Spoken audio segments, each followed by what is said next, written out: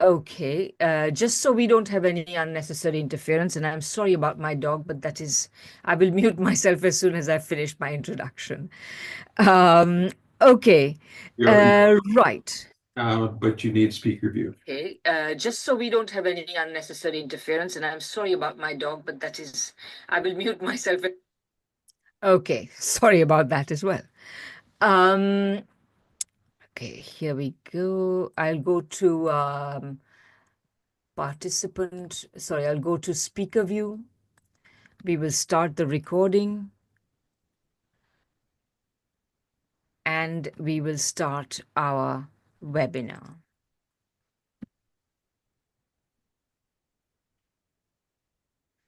Okay, hello everyone, and welcome to another International Manifesto Group webinar.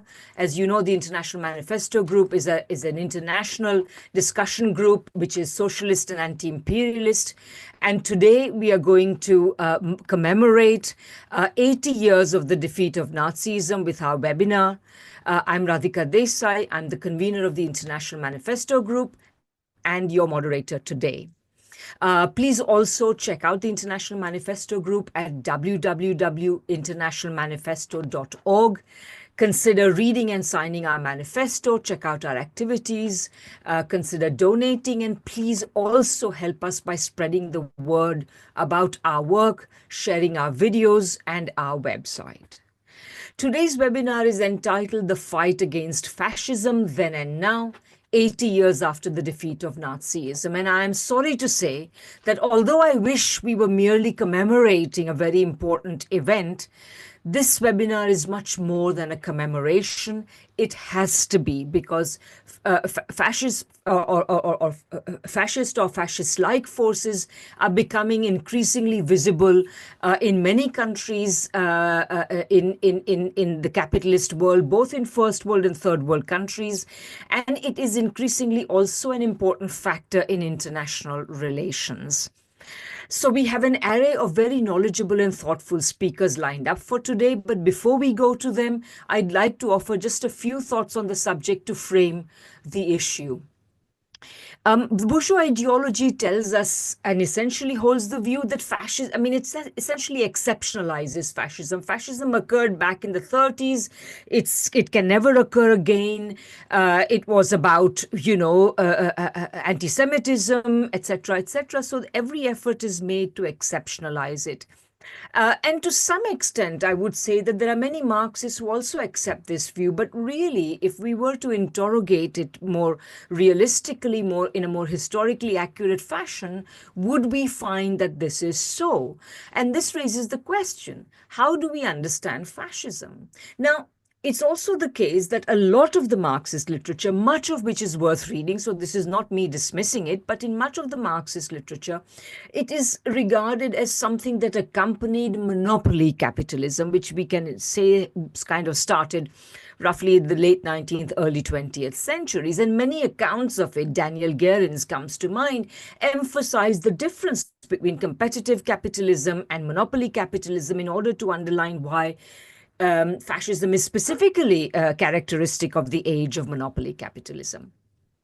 And Poulantzas, whose work I found very useful, considered it an exceptional form of bourgeois rule alongside dictatorship and Bonapartism, the implication being that liberal democracy is the normal form of bourgeois rule.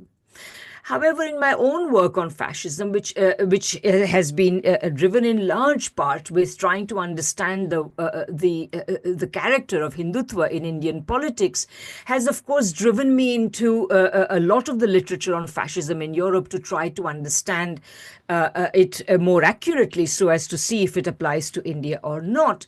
And what I feel I must conclude is that fascism is connected with the advent of the mass franchise rather than necessarily a monopoly stage of capitalism per se. It is a form of authoritarianism adapted to the era of the mass franchise. That's why the first fascisms occurred so soon after the introduction of the mass franchise in a politically consequential fashion. So, although Germany had a male adult franchise, going back to the latter part of the 19th century, these elected governments only began to wield real power in the Weimar era. So that's one element, and that's why, because they are adapted to the era of the mass franchise, in addition to violating the liberal constitution, in addition to doing all sorts of unconstitutional, illegal things, fascism speaks in the language of working people and socialism, and it's reliant on organizing many of these people, or at least the lumpen proletariat, in organizations that are able to exert parastate violence. So, and a third characteristic, therefore, is that it acquires an autonomy from the very bourgeois forces that initially resort to them in order to preserve their rule.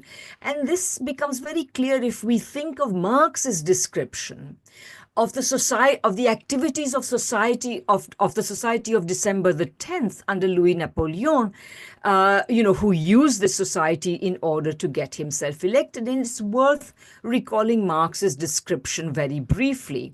So Marx says the following. So at one place he says, Bonaparte knows how to pose as the chief of the Society of December 10th, as the representative of the lumpen proletariat to which he himself, his entourage, his government and his army belong, and whose main object is to benefit itself and And he confirms, Marx goes on to say, he confirms himself as the chief of the Society of December 10th, with decrees, without decrees, and despite decrees. And then he further continues in a very remarkable passage. He says, the French bourgeoisie balked at the domination of the working proletariat. It has brought the lumpen proletariat to domination, with the chief of the Society of December 10th as its head. The bourgeoisie kept France in breathless fear of the future terrors of red anarchy. Bonaparte discounted this future for it when, on 4 December, he had the eminent bourgeois of the Boulevard Montmartre and the Boulevard des Italiens shot down at their windows by the drunken army of law and order. The bourgeoisie apotheosized the sword. The sword rules it. It destroyed the revolutionary press. Its press is destroyed. It placed popular meetings against police surveillance. Its salons are placed under police surveillance. And Marx goes on in this vein, clearly demonstrating a really sharp understanding of how, when you employ such an alien force to reinforce your rule, your control over it is limited at best.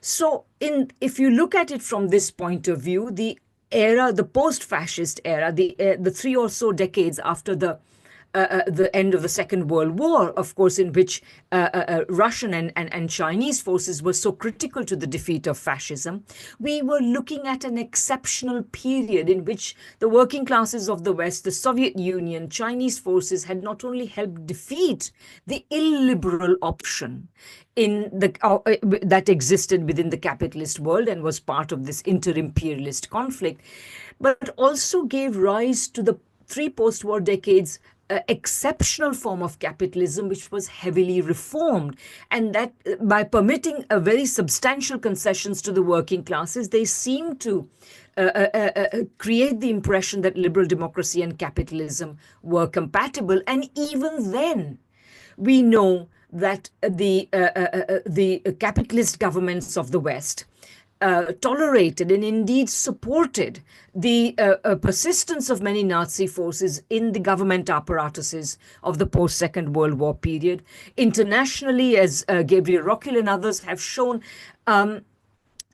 fascist forces were part of the creation of NATO. So, despite these heavy reforms, fascist forces were definitely present. And of course, now that that reform period is behind us, now that capitalism seeks to exercise its domination without such material concessions to working people, it is no wonder that we are seeing forms of fascism re-emerge. So, without going into further detail, let me just say that therefore this forces us to conclude that fascism has to be regarded as an ever-present possibility in capitalism per se, not even necessarily in monopoly capitalism, although without doubt, under monopoly capitalism, given the even smaller size of the capitalist class, it becomes even more necessary. And it implies that the existence of liberal democracy and capitalism, or the compatibility between liberal democracy and capitalism, is very low indeed. So, with this, let's go to our speakers. Our first speaker is Dr. Oleg Barabanov, and Oleg is the program director of the Valdai Discussion Club, and he's joining us today from Moscow. So, Oleg, please go ahead.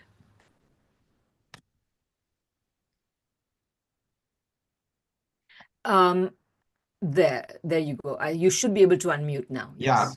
now it's okay. Okay, Yes.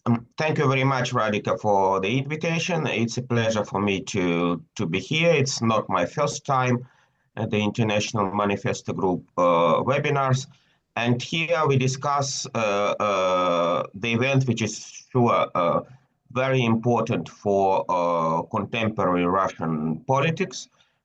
Because all the policy of historical memory, let's say, of the Kremlin of Vladimir Putin is strongly focused on the victory in the Second World War, or as we name the Russian-German front of the Second World War, the Great Patriotic War in Russia.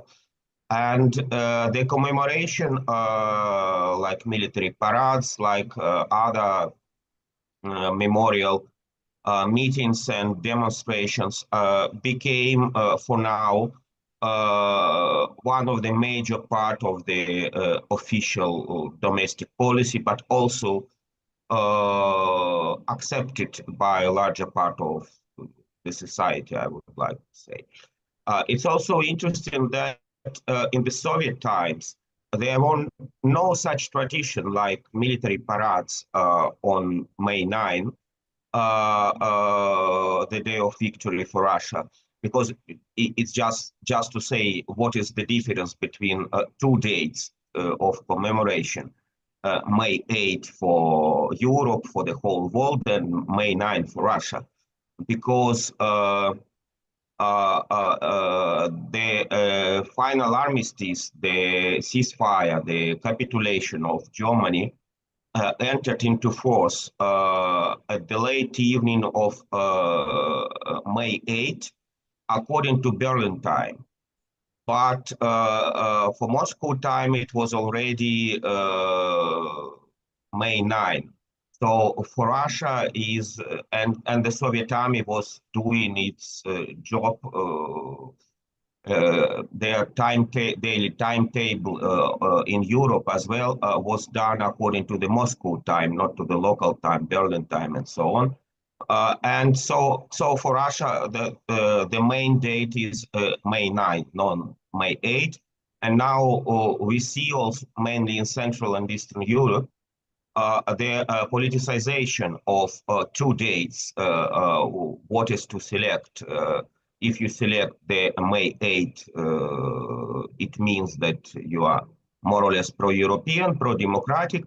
And if you select the May 9, it means that you are Putinist and something like this. But let's me repeat, because in the Soviet time, there were no such traditions like yearly military parade on May 9 in the Soviet Union, because the main military parade of the USSR was done at another date, November 7, which was the date of the October Socialist Revolution of 1917. And only for some jubilee years, like 1965, 1985, there were military parades on May 9. And it was it means that it was just it was not a Soviet tradition, but it became a post-Soviet tradition, started not by Vladimir Putin, by Boris Yeltsin in 1995. Another jubilee date of the victory, when he organized the military parade, and there was a special federal law that proclaimed that military parades should become yearly in the Russian Federation. So the one was done this year as well. Before the parade, there was maybe the most massive drone attack on Moscow by the Ukrainian armed forces. It was a total chaos in all Moscow airports for May 6, May 7, May 8. So the Ukrainians showed their strength in the air, and unfortunately, Russian anti-air defense was not able to protect the city. But for the May 9, it was all more or less quiet in the air around Moscow. Maybe it was some shadow agreement between the Ukrainians and the Russians not to send drones exactly during the time of the parade, but who knows? And the specificity of the current parade is strongly connected with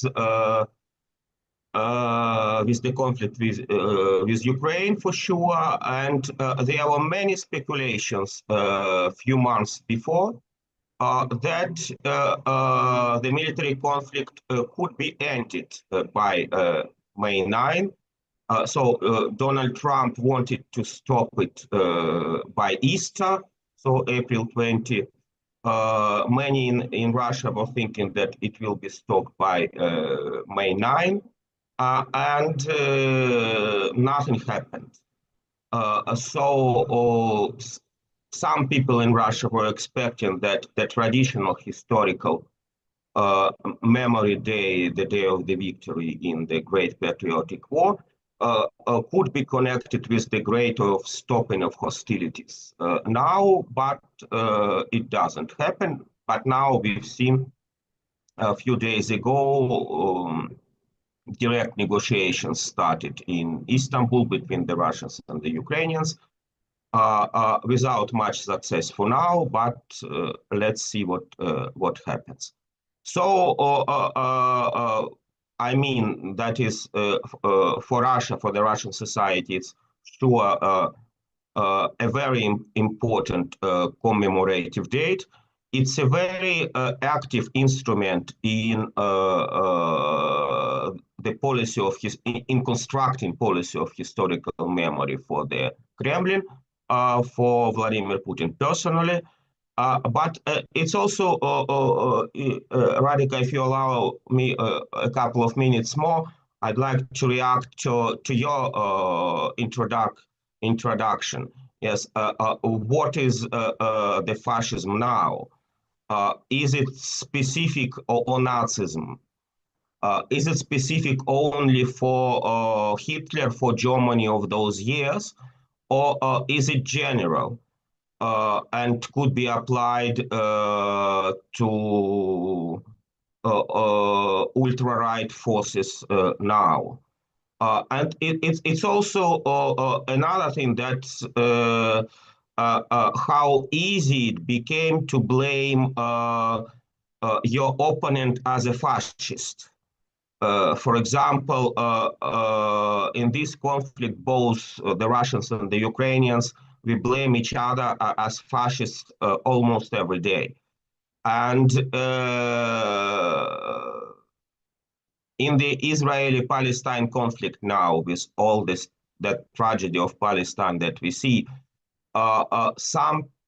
Many people very easily now blame the Israelis as the fascists. Is it correct? I don't know. It's a very and generally, if you look at the ultra-right arena, is Donald Trump fascist or no? Is somebody else, maybe Nigel Farage in the UK, fascist or no? So the question is that we very easily use the term fascist for everybody we don't like, but what are the criteria, what are the reasons to nominate some phenomenon or some person as a fascist objectively, not as a kind of blaming?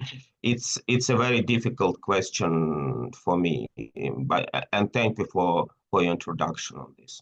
Thank you, Radik. Thank you so much, Oleg. Those were very important remarks, and we really appreciate it. And I'm sure there will be questions and answers later. I should have mentioned earlier that after the speakers are done, we will have at least some time for questions and answers. Okay, so our next speaker is Professor Chang'en Fu. Since it is very late in Beijing right now, he has sent a recorded video which we will show now. Please wait.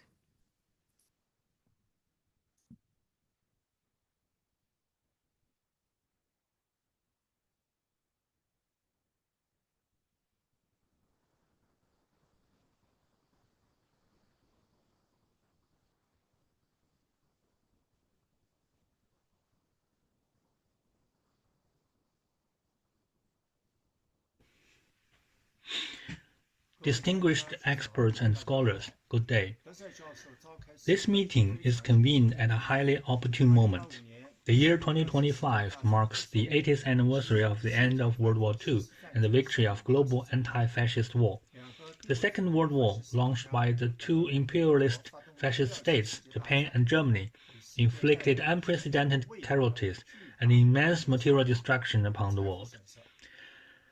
On September 18, 1931, the Japanese army deliberately orchestrated a military invasion in northeast China, marking the beginning of Japan's 14-year full-scale war of aggression against China.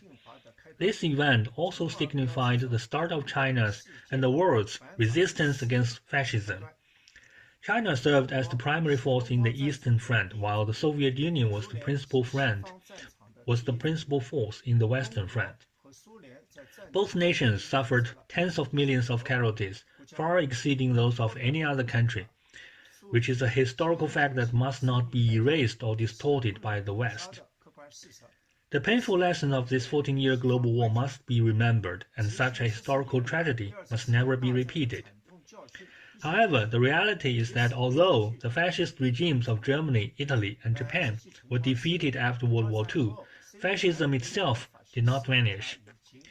Entering the 21st century, the ideological remnants of fascism in these countries have merged with new imperialism, new hegemonism, new colonialism, new racism, and new liberalism. As Samir Amin pointed out in his 2015 essay, this fusion has given rise to a proto-fascist resurgence, which has re-emerged in the West, in the East, and in the global South. Amid a protracted structural crisis of global capitalism, neo-fascism has gained alarming momentum, particularly in the US and other Western states.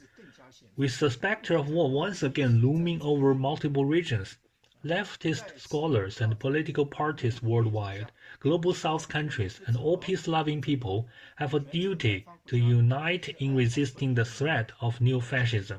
Together, we must advance the construction of a shared future for humanity and strive to build a better world for all. To that end, I have recently authored a comprehensive research paper. Below, I will share with you 4 key arguments from that paper, albeit with varying levels of detail. The first point I talk about in my paper is the manifestations of the rise of neo-fascism. The first of such manifestation is the integration of neo-fascism with neoliberalism. In 2018, Henry Giroux argued that fascism has long merged with neoliberalism, giving rise to a distinct political-economic formation, neoliberal fascism. He noted that neoliberalism's hatred of democracy, the common good, and social contract has unleashed elements reminiscent of classical fascism, such as white supremacy, ultra-nationalism, virulent misogyny, and anti-migrant hysteria. Neo-fascism, in turn, facilitates neoliberalism's global expansion through authoritarianism and violence, creating conditions for its dominance. Thus, neo-fascism, as a hybrid of neoliberalism, has already risen aggressively and runs rampant worldwide. The second manifestation of the rise of neo-fascism is totalitarianism and authoritarianism in politics. The United States, despite being a developed capitalist country, functions as the most authoritarian monopoly capitalist dictatorship among its peers. The third manifestation is the rule through violence and terror. Both classical and neo-fascism are inherently tied to violence and terror. Tactics such as violent suppression, assassination, and mass surveillance are wielded by monopoly capital not only against the working class leftist activists and oppressed nations, but also against dissenting voices within the bourgeoisie itself. Let's look at a series of examples.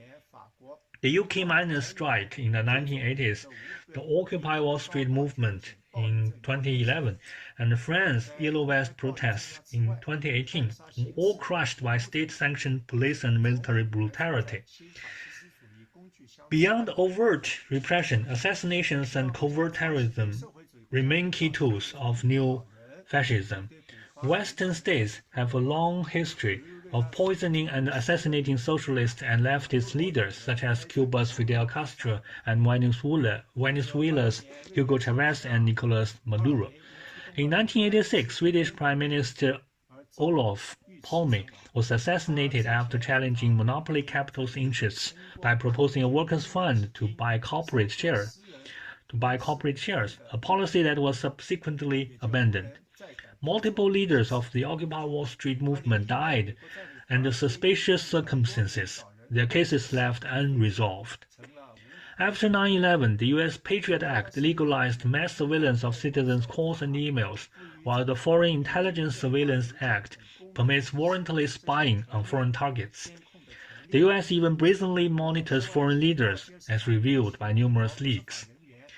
The 2022 Nord Stream pipeline sabotage and Western opposition to a UN investigation exposes the real perpetrators. In September 2024, Israel remotely denotated pagers and radios in Lebanon, killing and injuring thousands of civilians, showcasing state terrorism against civilian infrastructure. The fourth manifestation of the rise of neo-fascism is expansionism in foreign relations. Fascism has always been linked to militarism and expansionism, seeking so-called living space through aggression. Neo-fascism employs coups, military strikes, and financial plunder to invade and exploit other countries. The fifth manifestation of the rise of neo-fascism is ultra-nationalism and racism toward other people. The current U.S. support for Israel's war in the Middle East serves as clear evidence of this tendency. Within Ukraine, the United States has established 15 biological labs conducting research on pathogens causing plague, anthrax, tularemia, cholera, and other deadly diseases. The purpose of developing these biological weapons is clearly for actual or potential deployment in warfare, which would inflict massive harm and potentially devastating consequences upon specific ethnic groups and races. Now, the second point that I talked about in my paper is the causes behind the rise of neo-fascism. The first cause is the pervasiveness of neoliberal theory and policies. Academic circles widely acknowledge that the failure of neoliberalism has created favorable socio-economic conditions for the resurgence of fascism. However, the rise of neo-fascism is not solely attributable to neoliberalism's failures. but is equally indebted to its global dominance. At their core, both fascism and neoliberalism serve as instruments of monopoly capital. Fascism as a terroristic dictatorship that replaces democracy with totalitarianism, and which is anti-communist, anti-socialist, and anti-democratic, represents the most extreme form of bourgeois class rule. The alignment of class interests has made neo-fascism particularly appealing to monopoly capital, earning it implicit support from neoliberalism, which represents those very interests. Milton Friedman once lauded Chilean dictator Augusto Pinochet for implementing neoliberal policies, crediting him with creating an quote-unquote economic miracle. Similarly, Friedrich Hayek dedicated his book, The Constitution of Liberty, to Portuguese dictator Antonio de Oliveira Salazar, writing, "This introductory essay on new constitutional principles may assist you in designing a constitution resistant to the abuses of democracy." These endorsements from leading neoliberal thinkers reveal the ideological kinship and mutual reinforcement between neoliberalism and neo-fascism, a fundamental ideological driver of neo-fascism's resurgence. Other causes include the need to suppress socialist movements, the need to divert attention from social contradictions, and the need to preserve white supremacist hegemony. The third point in my discussion is the war threat posed by neo-fascism. The rise of neo-fascism has not only exacerbated global polarization and the regression of democratic freedoms, but has also cast a shadow of war over an already turbulent world. History demonstrates that rampant fascism inevitably leads to armed conflict. Since 2022, regional wars instigated by Western powers, including the Russia-Ukraine conflict and the Israel-Palestine conflict, along with military provocations in the South China Sea and Taiwan region of China, have all revealed the bellicose nature of neo-fascism. Should the United States initiate direct warfare against Russia and China, a world war would become nearly inevitable. Regrettably, the United Nations' capacity to maintain peace and prevent wars has been significantly weakened due to obstruction by Western countries. Therefore, warnings from leaders like Russian President Vladimir Putin about being one step away from a new world war are by no means alarming rhetoric. We must recognize and address three critical war-related issues. Number one, the breakdown of power balance among major capitalist countries. Number two, the profound structural crisis of global capitalism. The U.S. has not only launched trade wars through tariffs, but also demonstrates both subjective intent and objective need to resort to warfare as relief. Number three, the impotence and dysfunction of international governance mechanisms as recently evidenced by India's military strikes against Pakistan. And the last point I want to share with you here is the global response to neo-fascism. Against the backdrop of profound changes unseen in a century, the accelerated rise of neo-fascist forces in Western countries demands our utmost vigilance. The world now faces unavoidable choices: peace or war, multipolarity or hegemony, democracy or authoritarianism, cooperation or sanctions. As we confront these critical questions, we must remember, prejudice and discrimination, hatred and war only bring disaster and suffering. Mutual respect, equality, peaceful development, and shared prosperity represent the right path for humanity. Facing the threat of neo-fascism, all peace-loving forces across the world must unite in resolute struggle. Just as the victory over fascism 80 years ago ushered in a new high tide for global socialist and national democratic movements, today's triumph over neo-fascism will undoubtedly open a new era of building a community with a shared future for humanity and peaceful development. That's all for me. That's all I want to talk about here today. Thank you very much. Thanks to Professor Chung and Fu for his really a very wonderful eagle-eye sort of survey of current developments regarding fascism around the world. Okay, our next speaker is Pavel Vargan. Pavel Vargan is the political director of the Progressive International. Pavel, please go ahead.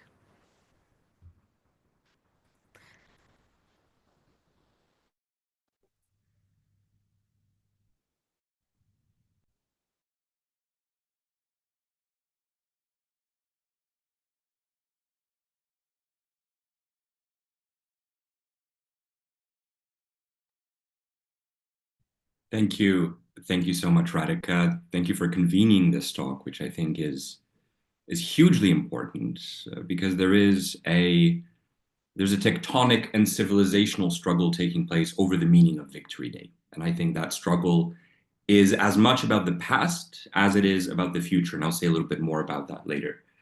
You know, the West, basically since the end of the war, has been engaged in what might be the most consequential campaigns of revisionism ever undertaken. You know, it's turned completely on its head notions that were common sense, even in the West at the end of the war. If you look at polling that was carried out in France in 1945, the vast majority of people recognized the singular contribution of the Soviet Union to victory. And if you look at more recent polling today, that has completely flipped, with the United States taking the dominant role in the Soviet Union being recognized as a minor contributor. So it's reversed basically parts of that historical narrative, and the primary story that's being told is, of course, about the role of the Soviet Union defeating Germany, but it's not the only part of the kind of campaign of revisionism, and I'll say more about that later. Now, among comrades, we know about the contribution of the Red Army. It defeated over 600 German divisions, which is multiples what was defeated by the rest of the Allied powers. It eliminated 3/4 of German military equipment. It killed 3 million German soldiers, 4 million were captured, 4 million were wounded, 3 million were captured. Auschwitz was liberated by the Red Army. Berlin was taken by the Red Army. And there's this kind of pernicious narrative that the Soviet Union was unprepared, which really collapses when you go back into the documents of the Soviet leadership from the 1930s. You know, you read, I think it was the 17th Party Congress in 1934, where Stalin says explicitly that another imperialist war is on the horizon, and it is going to be led by Germany, and it is going to be primarily an assault on the Soviet Union. And in fact, you can consider the entire imperative, the entire impulse for industrialization that took place at that time with the 5-year plans as being part of a process to develop defensive capacities within the state to protect against an existential war from imperialism, which was very clear would come at some point. And if you read the diaries, it's very interesting to look at the diaries of the Nazi leadership from the start of Operation Barbarossa, the start of the invasion. You already see that those strategies bore fruit. You know, Joseph Goebbels writes in September 1941, he says, "We calculated the potential of the Bolsheviks in a completely erroneous way." This was about 2 months after the start of the invasion, 3 months. In November, later that year, Hitler says, "How can such a primitive people manage such technical achievements in such a short time?" And this was, of course, in response to the reports that were coming in from the front, where German troops had discovered massive Soviet steelworks. They discovered extensive networks of railway lines that hadn't featured on German maps. They were stunned. But we also know that the Soviet Union bore the overwhelming brunt of that war. You know, Hitler considered the Slavic people, just like the Jews, the Roma, the Sinti, and the other oppressed groups, as a subhuman category. And Hitler said explicitly that the war on the Eastern Front would not be the same as the war on the Western Front. It would be a war of annihilation. It would be a war waged through genocide. And we can see that, you know, look at the prisoner of war camps. You have reports from the diaries of prisoners of war from the Western Allied powers, the United States, from Britain, who were separated by a fence from Soviet troops who were held in conditions which were no different from those of the extermination camps and the other concentration camps around Europe. 3 million Soviet prisoners of war were killed in German camps through starvation, through exposure, through forced labor, through summary executions. In Leningrad, you had a siege, lasted almost 900 days, and claimed about 1.5 million people, which was, I think, a little over 1,000 per day. And it was more loss of human life than the combined wartime death toll suffered by Britain and the United States, right, in a single city in the Soviet Union. The Germans, through brutal methods, exterminated roughly a quarter of the population of Belarus, and in total 27 million people were killed by the Germans. And that memory is being attacked now. And so I want to focus on three particular lines of attack, on three forms of revisionism that we see taking place across the West. And the first is the attempt to sever Nazism from its colonial roots, to pretend that what Hitler did in Eastern Europe is not what the European powers had done throughout Asia, throughout Africa, throughout the Americas for many centuries. And in fact, Germany refuses to admit this, but we know that Germany itself was responsible for the first genocide in the 20th century against the Herero and Nama people in modern-day Namibia. And it was there, in fact, that the very first use of the term concentration camp was recorded in official German documents. And these were camps in which the colonized were subject to torture, to starvation, to slave labor, to medical experimentation, and of course to extermination, a direct blueprint and predecessor of what came after. And Hitler was deeply inspired by that legacy, of course, not only by the legacies of the maritime colonial powers of Britain and Belgium and Spain and France and so on, but in particular of the settler colonial project in North America. He said he admired how the United States had managed to exterminate its native people, and how it managed to keep the remainder locked in a, he said, kept in a cage. He admired the very strict regime of racial segregation that the US had implemented. There's a great book called Hitler's American Model, which looks in a lot of detail at how the Nuremberg race laws were directly based on the Jim Crow regime in the United States. And German scholars, German jurists spent extensive time in the United States studying those laws and planning for their application back in Germany. And other German officials were explicit about their intentions. Hermann Göring said that in the interests of the German economy, all the newly occupied territories on the Eastern Front will be treated as colonies and will be exploited using colonial methods. This was an order. And so the German war on the Eastern Front, like the Japanese war in China, was very clearly part of the broader European colonial tradition. It brought the strategies and technologies that had been honed in the colonies, in the peripheries, back to the old continent. There's another dimension here which I think is relevant about colonialism and the war, because it was the very fact of the existence of colonialism that made what was fundamentally a European war into a world war, right? The rest of the world wouldn't have been dragged into either side in the war if it was not for the fact of the subjugation of the peoples of India, of Africa, of Asia, and to some extent also, to a lesser extent also Latin America, because it was less involved in direct fighting. But it was the war that brought starvation to Bengal in the 1940s. Direct British policy that killed 3-4 million people at that time.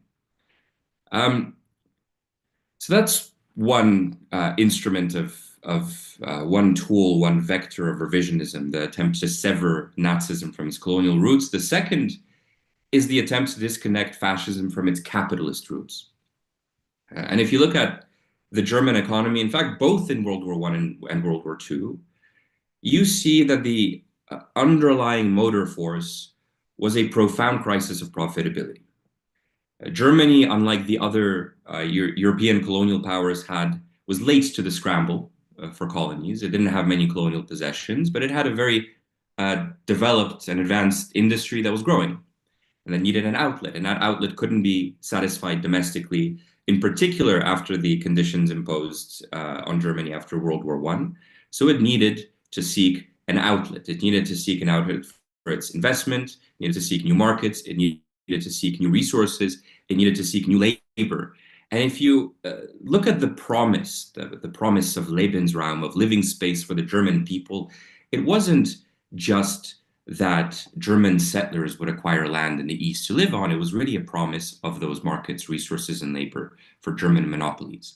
And so for Germany, maybe to attempt an answer to Alex's question about what fascism is, war was a strategy fundamentally of primitive accumulation.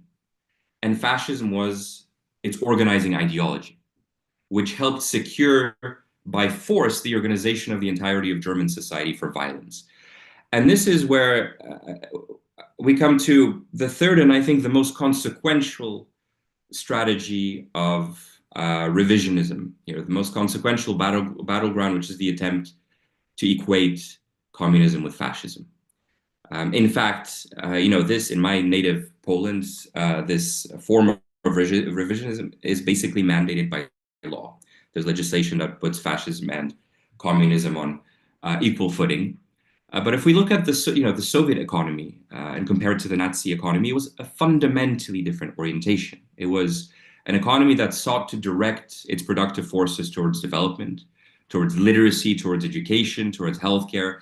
And the entire state-building project was directed at dismantling the divisions of class, at weakening the tensions of ethnicity, of nation within what we might call today a plurinational state. And the Soviet people, having seized that state, were now the subjects of its history, and they carried with them a very different subjectivity into war. And you can that really comes across when you read the diaries of German soldiers and compare them with the diaries of Soviet soldiers. There's a dignity, there's a heroism, there's a purpose to the Soviet struggle that is entirely lacking in the German army. And so I said at the start that I think this is as much a battle about the past as it is about the future. And I think that's the case because the battle to erase Nazism, in particular Nazism's colonial inheritance, has, in a sense, as Radhika was saying at the beginning, freed the rest of the Western world, the colonial world, from the burden of its own past.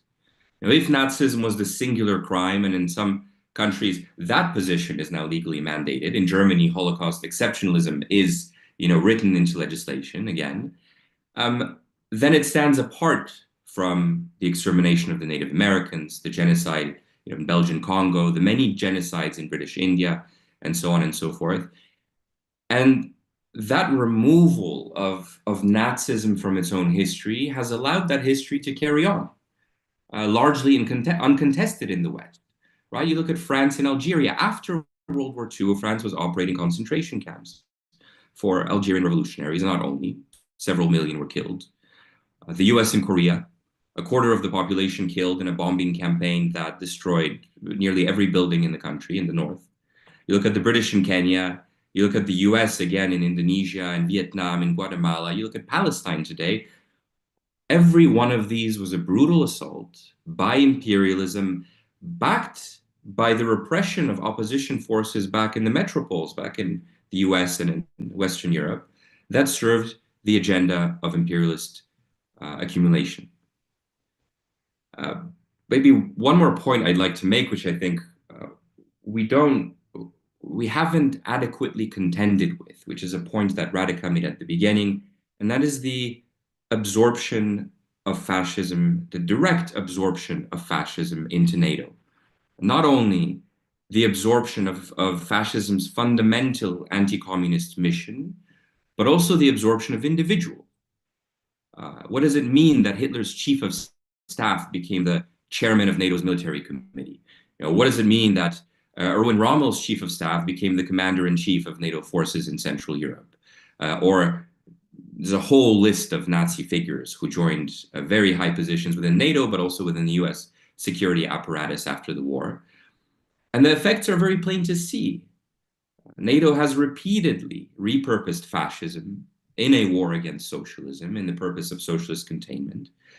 From the very beginning, in Italy, we had seen the massive support of reactionary right-wing forces who waged a long-standing and clandestine war against communists, who were hugely popular on the back of the victory in the Second World War.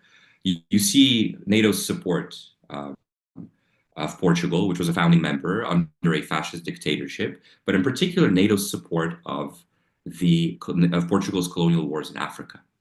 And of course, this extends all the way to its support for Israel and Ukraine today.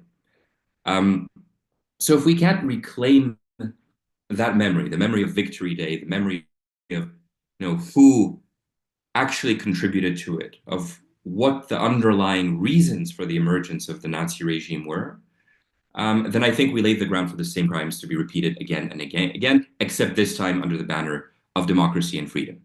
And if I can end with just a short quote, I came across this quote earlier this year. I think it's a very powerful one about the soldiers of the Red Army, and if I can just find it somewhere. The quote is here. "And yet, under their slovenly and anarchical appearance, it was easy to see in them, in each of those rough and open faces, the good soldiers of the Red Army, the valiant men of the old and new Russia, gentle in peace and fierce in war, strong from an inner discipline born from concord, from reciprocal love and from love of their country, a stronger discipline because it came from the spirit than the mechanical and servile discipline of the Germans. It was easy to understand, living among them, why this former discipline and not the latter had finally triumphed." And that is Primo Levi, who was an Italian prisoner at Auschwitz, who was liberated at the end of the war. So I'll end there. Thank you so much, Radhika, again. Thanks, Tan Powell. That was an absolutely wonderful presentation, connecting, I think, fascism with imperialism in a very full and rounded way. And I think we need to do it. I think we don't sufficiently understand the influence of fascism in the international relations of our world, which is absolutely profound. After all, a whole world war was fought on its basis, but in ways that we don't fully understand thanks to the efforts of the bourgeois media. Okay, thank you so much. And we will now go to our next speaker. It's, sorry, what's happened here? Here we go. Yeah, it's Lotte Rothoff Madsen. Lotte is the chair of the Danish Communist Party. So Lotte, I hope you're able to unmute and join us shortly.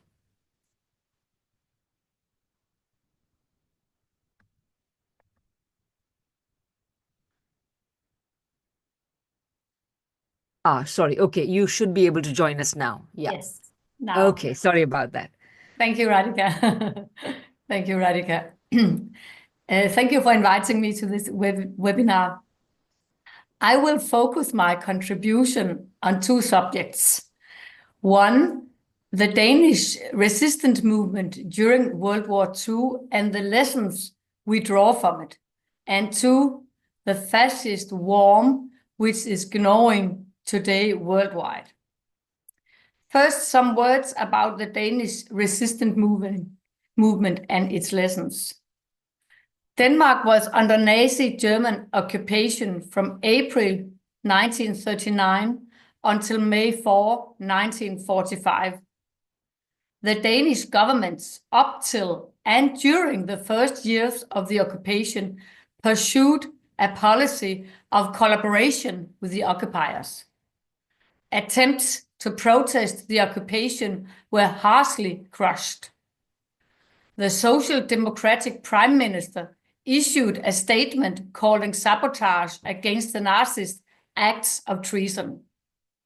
Unemployed workers risked being sent to Germany to work for the Nazi war machine with the complicity of parts of the trade union movement. In June 1941, when the German Operation Barbarossa against the Soviet Union began, the Communist Party was banned and declared unconstitutional. At that time, the party actually was represented in the parliament. Nevertheless, communists were arrested and imprisoned and sent to concentration camps in Germany and Poland. The policy of collaboration from the ruling classes seemed unbreakable. But in September 1943, the Freedom Council was formed by representatives of the main illegal organizations as a coordinating body for the resistance struggle during the occupation. Thus, 1943 became a turning point in the resistance movement as the hitherto sporadic acts of protests and sabotage now became coordinated. Popular uprisings and strikes became widespread. The Freedom Council was the closest Denmark came to an alternative government during the occupation in World War II. It was created upon the initiative of the Communist Party as an attempt to rally different popular classes and strata and different national political forces around the sole aim of ousting the occupiers. It was a concrete expression of the strategy for creating broad popular fronts and alliances laid out at the 7th Congress of the Communist International in Moscow in 1935. This strategy has been and is heavily debated. Some call it proven dead, that in the fight against fascism, you call for broad popular anti-fascist fronts. From our experience, we must say, the successes of the Danish resistance movement against Nazism and German occupation is born out of the strategy for creating broad popular fronts and alliances. Had it not been for the unified Danish resistance movement, Denmark would not have been qualified as an ally after World War II. And in that movement, the communists played a leading unifying role. Unfortunately, the Danish working class and the communists did not succeed in harvesting the results of the resistance movement after the war and building a new alternative society. But that's another story which I will not look into today. This policy of alliances based on the working class and honest national political forces and not bourgeois government was in fact continued after the war in Denmark, namely in the struggle of the Danish people against the European Common Market, today the European Union.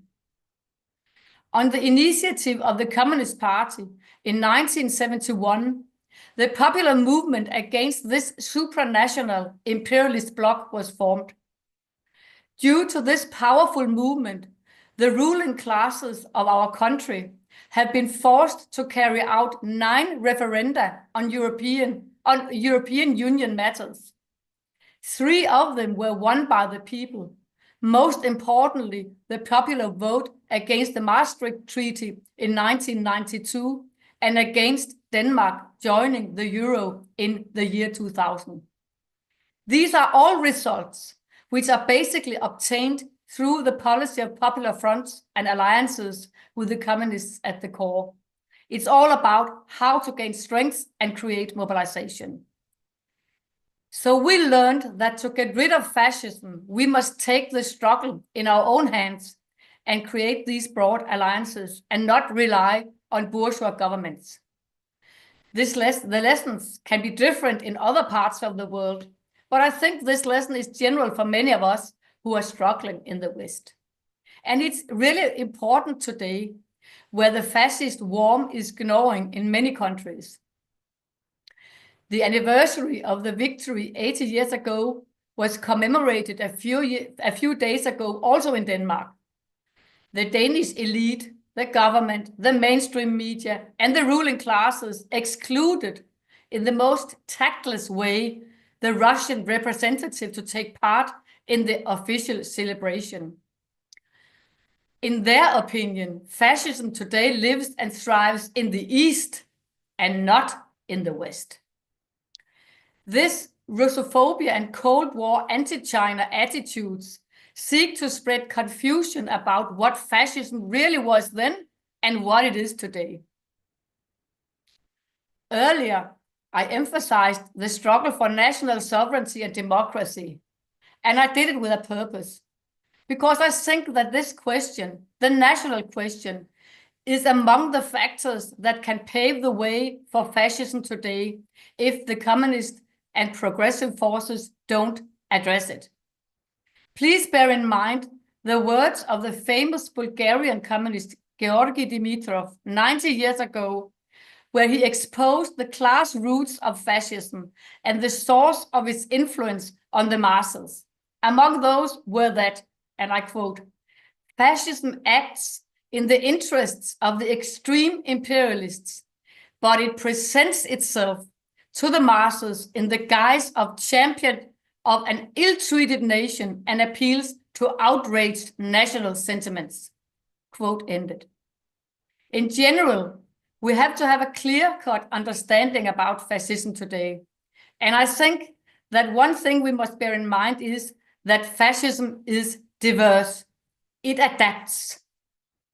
Fascism adapts its demagogy to the national peculiarities of each country and even to the peculiarities of the various social strata in one and the same country. Therefore, I see the need of dealing with the concrete conditions in every country and at the same time not forget the common features of fascism. And I would like to mention 3 common features of fascism. It appeals to the most urgent needs and demands of the people. 2, it approaches to them with an anti-capitalist demagogy, taking advantage of the deep hatred of the working people against the plundering bourgeoisie, the banks, the monopolies, and financial magnates. And 3, it speculates with the profound disillusionment of the people in bourgeois democratic governments. So also today, where the fascist worm is growing almost everywhere, and undemocratic and even fascist movements and parties are emerging, and they're gaining influence. In some places, they're even in power or close to power, or are actively eroding the bourgeois democratic system from within. They exploit the decline of the labor and trade union movement. They exploit the growing resentment of political elites and the loss of trust in bourgeois democracy. Bourgeois democracy is in crisis and is becoming increasingly dysfunctional. The working class and people are deprived of virtually any real influence of the development of society. And the fascists also appeal to feelings of abandonment, worthlessness, despair, and alienation, and they promote bizarre conspiracy theories. But above all, they promise revenge on a ruling class that has betrayed the working class and the nation. Ideologically, fascism today preaches dark enlightenment and struggles against what it calls cultural Marxism. Fascism targets the working class, but represents the most reactionary, most chauvinistic, and most imperialist elements of finance capital, and aims at establishing its open terrorist dictatorship. And I think we should not forget that. Thank you for listening. Thanks so much, Lotte. That was really also a very important and interesting set of reflections on both the domestic politics of fascism and, of course, the regional European level politics. So thank you so much. We will now turn to our next speaker, which is Andrew Murray. Andrew Murray is with the Stop the War Coalition and writes very frequently for the Morning Star. So Andrew, please go ahead. I'm just going to find you and make sure that you can unmute. There you go. You should be able to unmute now. Thank you, Radhika, and thank you, comrades, for the invitation to join you today, since we're marking the 80th anniversary of the end of the war in Europe. I'd like to start by sending particular solidarity greetings to all comrades here from China and Russia. I would rather say China and Soviet comrades, but here we are. Those two states, two peoples that bore the brunt of that struggle. Now, today we regard the Second World War predominantly as an anti-fascist war, and of course that has a substantial degree of truth in it, as we've already heard. However, I want to look at this more specifically from the point of view of the conduct of the British ruling class, of British imperialism at the time, and its distinctly not anti-fascist orientation, because I think that has some relevance for both world politics today and for the question of whether we are talking about a revival of fascism now. Powell underlined very usefully some of the revisionism that goes on regarding the war. There are also, of course, other examples which are perhaps better described as myths, which are particularly deeply baked into Britain's political culture. Britain, of course, is seen as a good guy in the war, and that is more or less where it ended up, through no thanks to its own efforts. But it conceals a lot of complexity. The first myth, perhaps, is that Britain had very little or limited responsibility for the war, and that its mistakes were largely those of what's called appeasement. In fact, while Britain was not, of course, a fascist state in the 1930s, or so far ever, it was nevertheless, as it went into the war, at the helm of an empire that held hundreds of millions of people in conditions of extreme authoritarianism, buttressing official racism. If it's true, as Powell and others have outlined, that Nazism represented the return of colonial methods to Europe, the British Empire also represented, to some extent, the export of fascist measures of rule to the colonies.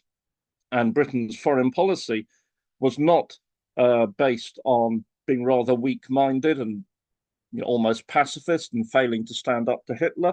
It was dominated by the twin priorities of defending a massively overextended colonial empire against all comers, and on diverting Nazi Germany against the Soviet Union. These were its objectives, and they led, of course, to the sacrifice of Czechoslovakia, and they persisted even after the outbreak of war, when, as we know, the British and French military took no measures at all against Nazi Germany to assist Poland, the ostensible reason for declaring war, and yet there was Operation Pike was developed, which was to launch an assault on the oil industry in the Soviet Union instead, to further anti-Soviet imperialist objectives.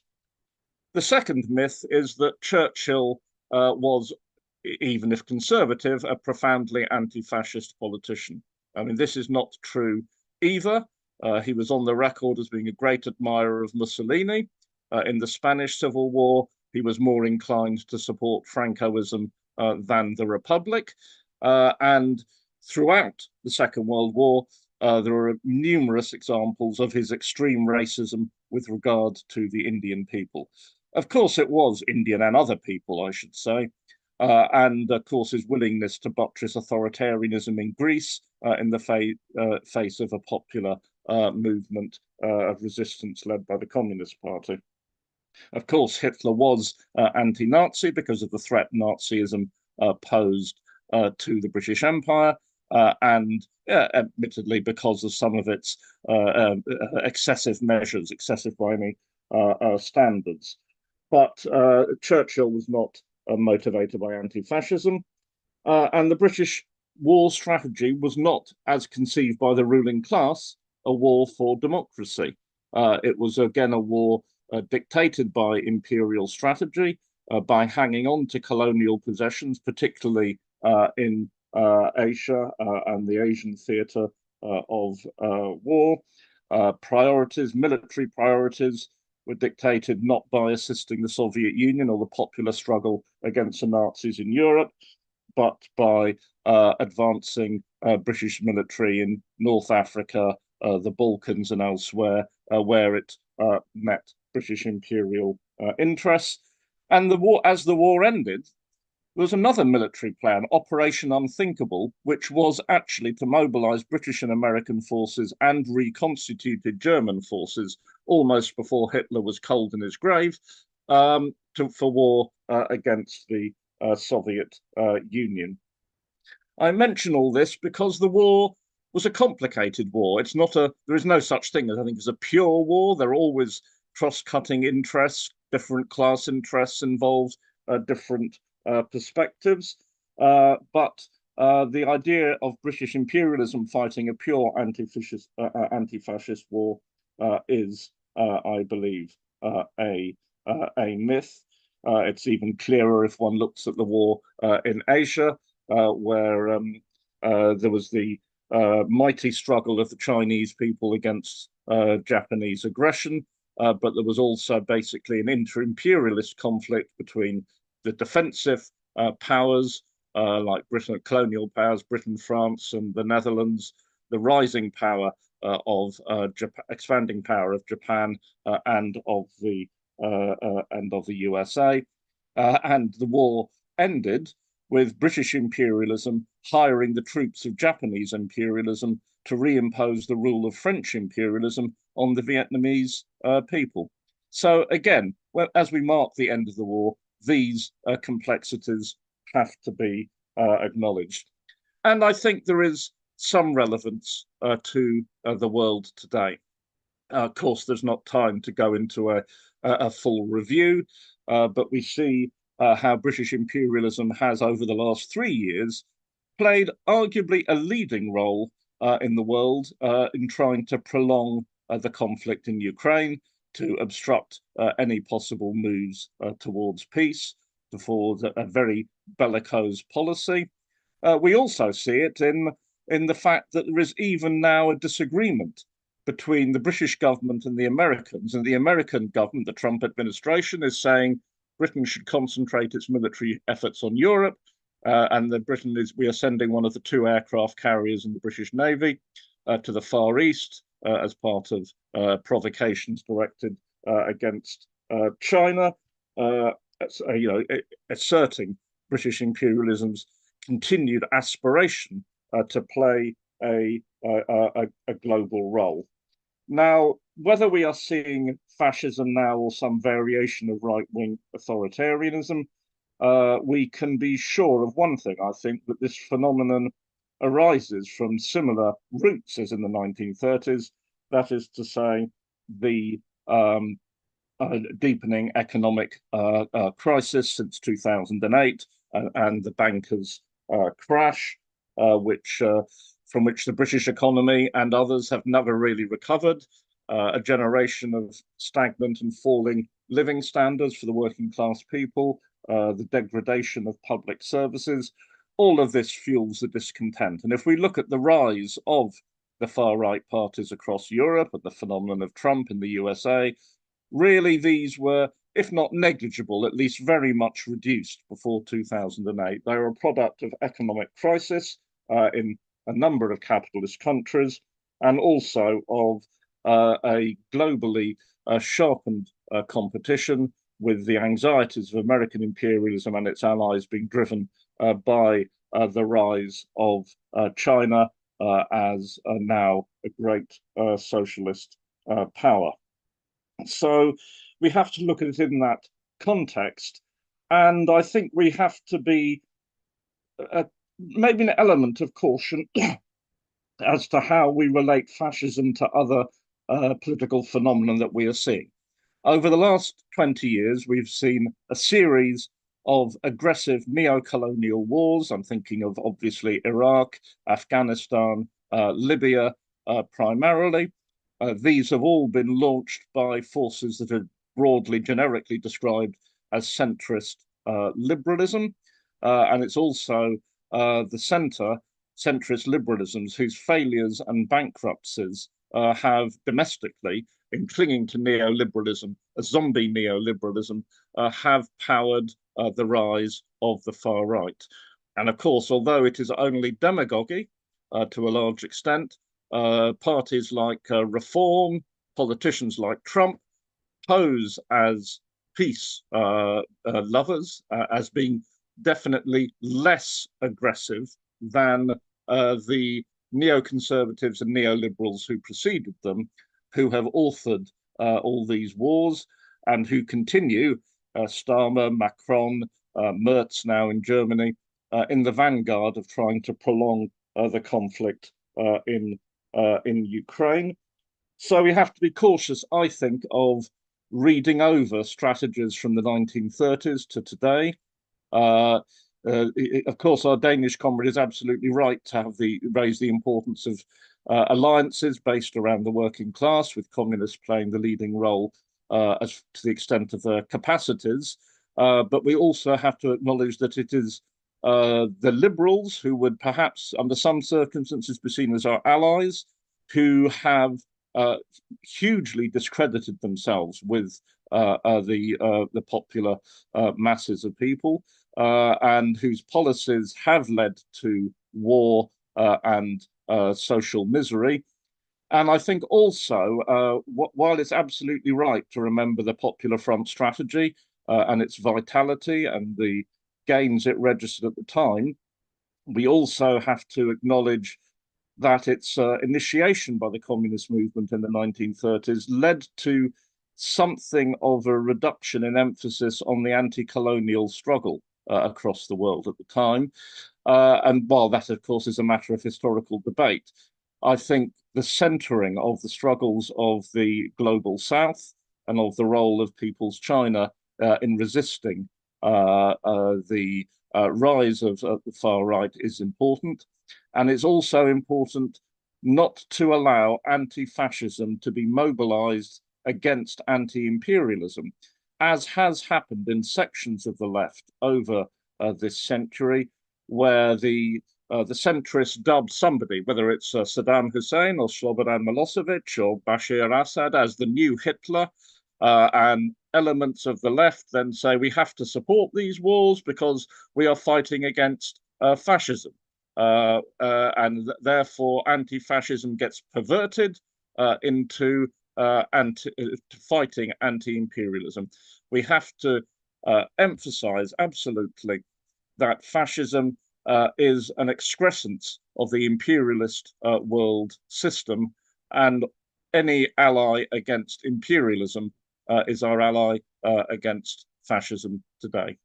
Thank you, comrades.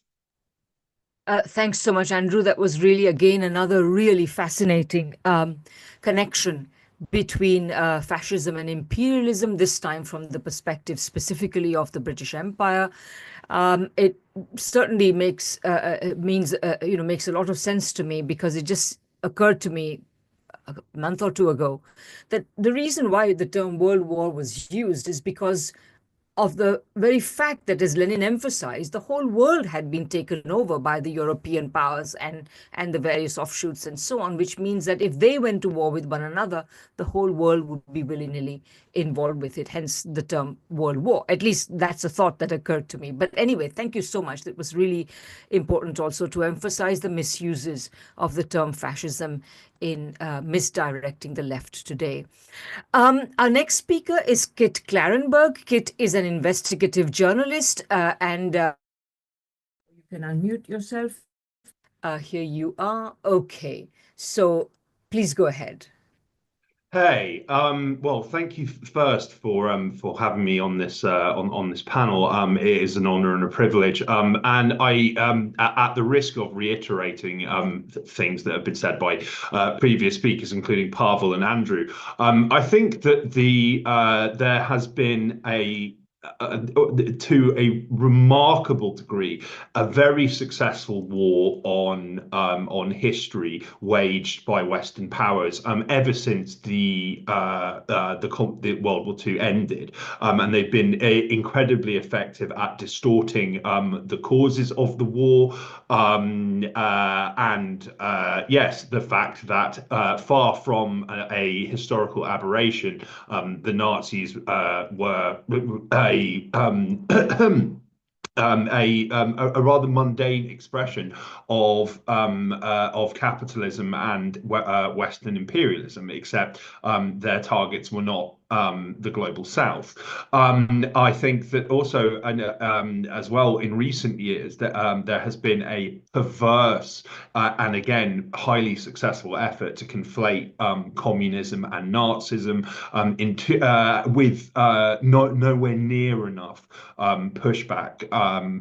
Really, I mean, in 2009, for instance, the European Parliament instituted an annual commemoration to mark the European Day of Remembrance for victims of totalitarian and authoritarian regimes, and which not only conflates Nazism and communism, but makes victims of Wehrmacht and SS collaborators and Holocaust perpetrators in Central and Eastern Europe.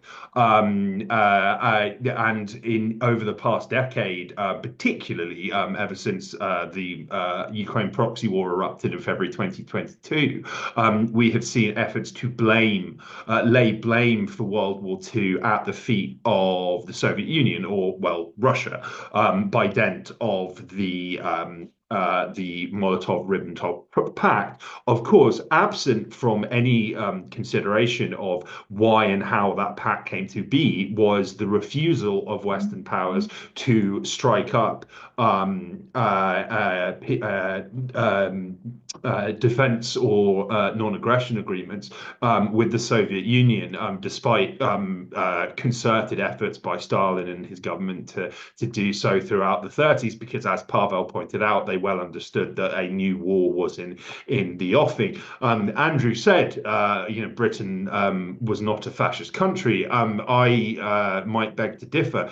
When the British League of Fascists was launched in Britain, the British government ordered a special branch, which is Britain's political police, not to investigate or infiltrate the group, because they saw them as counter-subversive.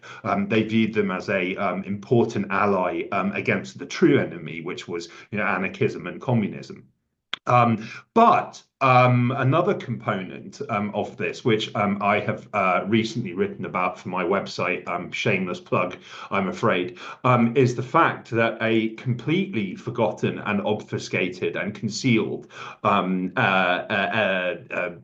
aspect of World War II's history is the fact that that throughout the 1930s, but particularly during 1939, in the months leading up to Nazi Germany's invasion of Poland, Britain was engaged in a concerted effort to forge a global political and economic partnership with Nazi Germany. They were making overtures via back channels, making wide-ranging offers of cooperation and collaboration.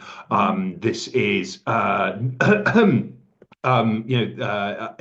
appeasement is viewed in the mainstream as this well-meaning but ultimately catastrophic and misguided policy to avoid another global conflict for peace's sake. And under this mainstream reading, Munich in September 1938, at which a large chunk of Czechoslovakia was unilaterally handed over to Nazi Germany by Western powers, this was meant to represent the kind of apex, the pinnacle of appeasement, and it is frequently cited today in order to keep the Ukraine proxy war going. There was a chorus of allegations of appeasement and references to Munich when Trump was talking about cutting a deal with Russia to end the nightmare in Donbass. But in reality, Munich, from the perspective of the British government at the time, was just the first step towards a global partnership with Nazi Germany. I would urge viewers to read my investigation in full, because this is a history which literally nobody knows. It is spelled out in really quite shocking detail in the papers of Herbert von Dirksen, who was the Nazi Germany's ambassador to London in the 18 months prior to World War II. The content of those papers was found by the Red Army in a castle that Dirksen spent most of World War II residing in, and it contains it is based on memos and telegrams which were never intended for public consumption.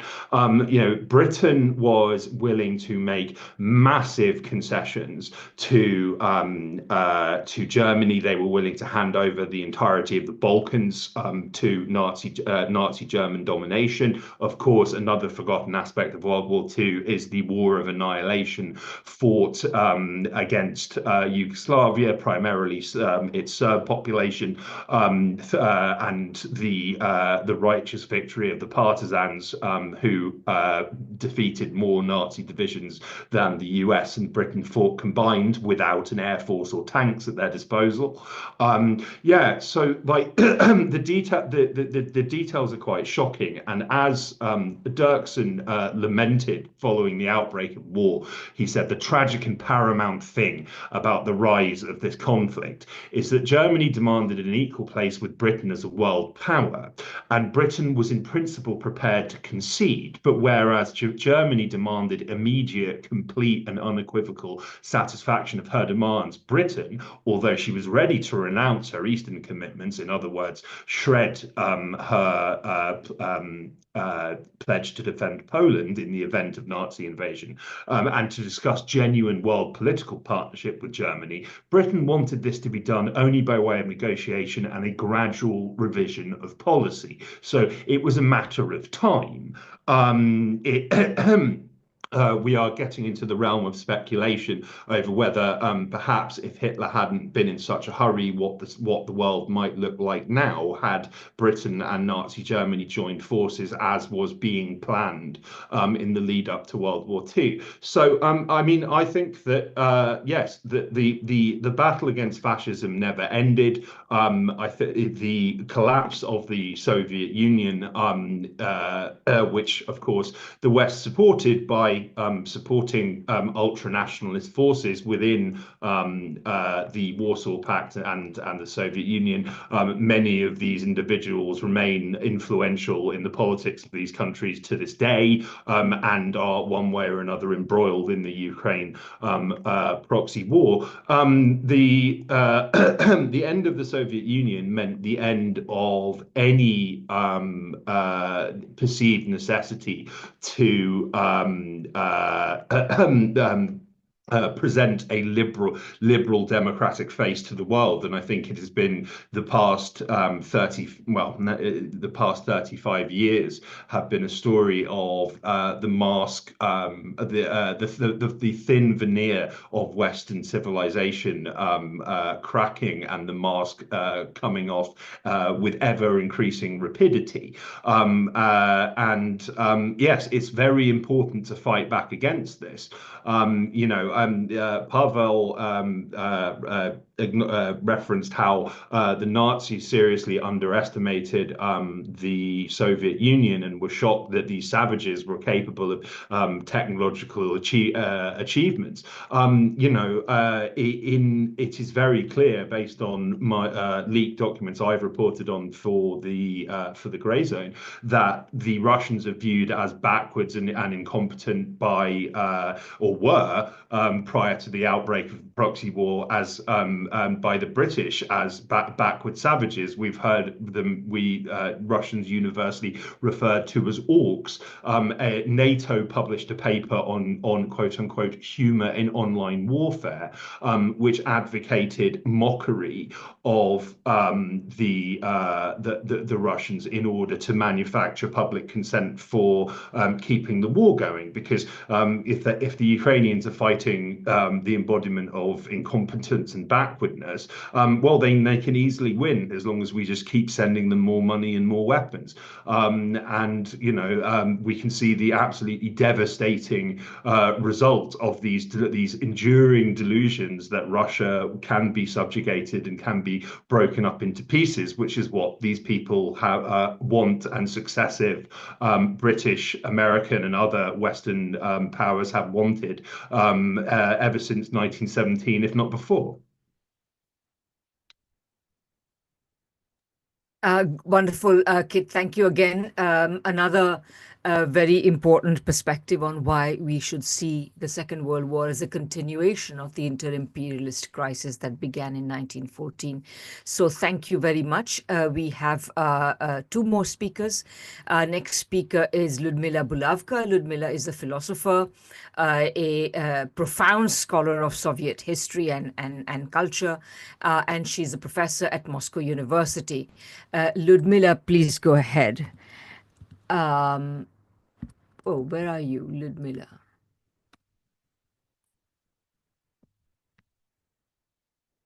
Okay, here we go. There. You should be able to unmute now.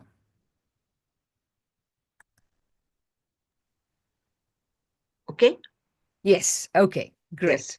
Yes. First of all, my great thanks to Radhika and your comrade for participation in this very, very important seminar.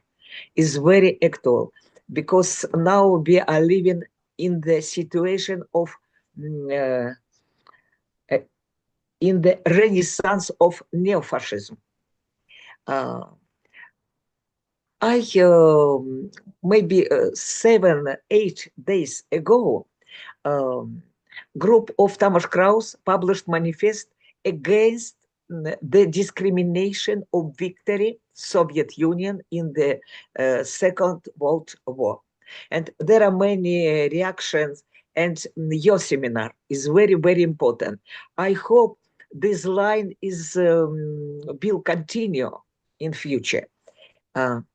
My little speech I call Socialism and Fascism is dialectica of antagonism. The topic of fascism is not abstract for me. I am growing up of this topic since childhood. My father, Alexei Bulavka, was born in Belarus. The war began. The Nazism were stealing children to German. That ran away with little boy Volodya Shulga, еврейский Jewish boy. Then he was scout at the front.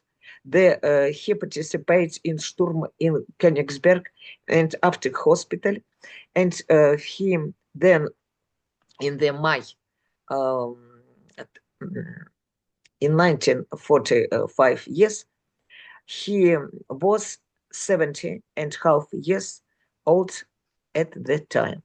Is very, very young. He hardly talked about the war.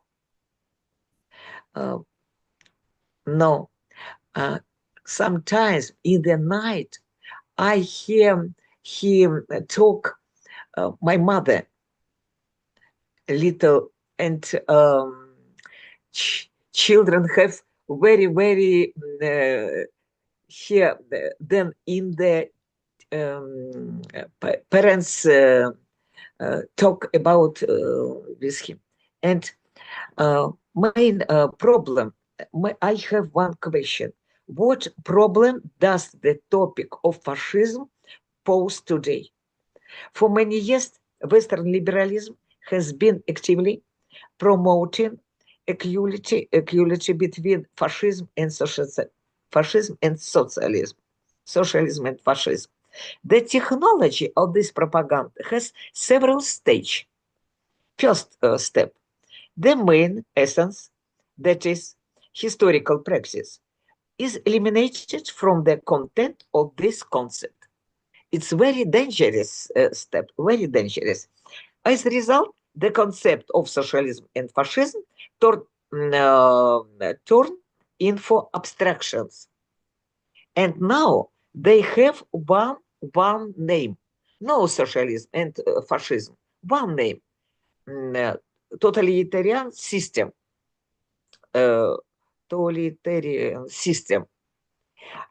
According the Second World War is no longer shown as a war between socialism and fascism. No. Now the war show as war between the two totalitarian systems.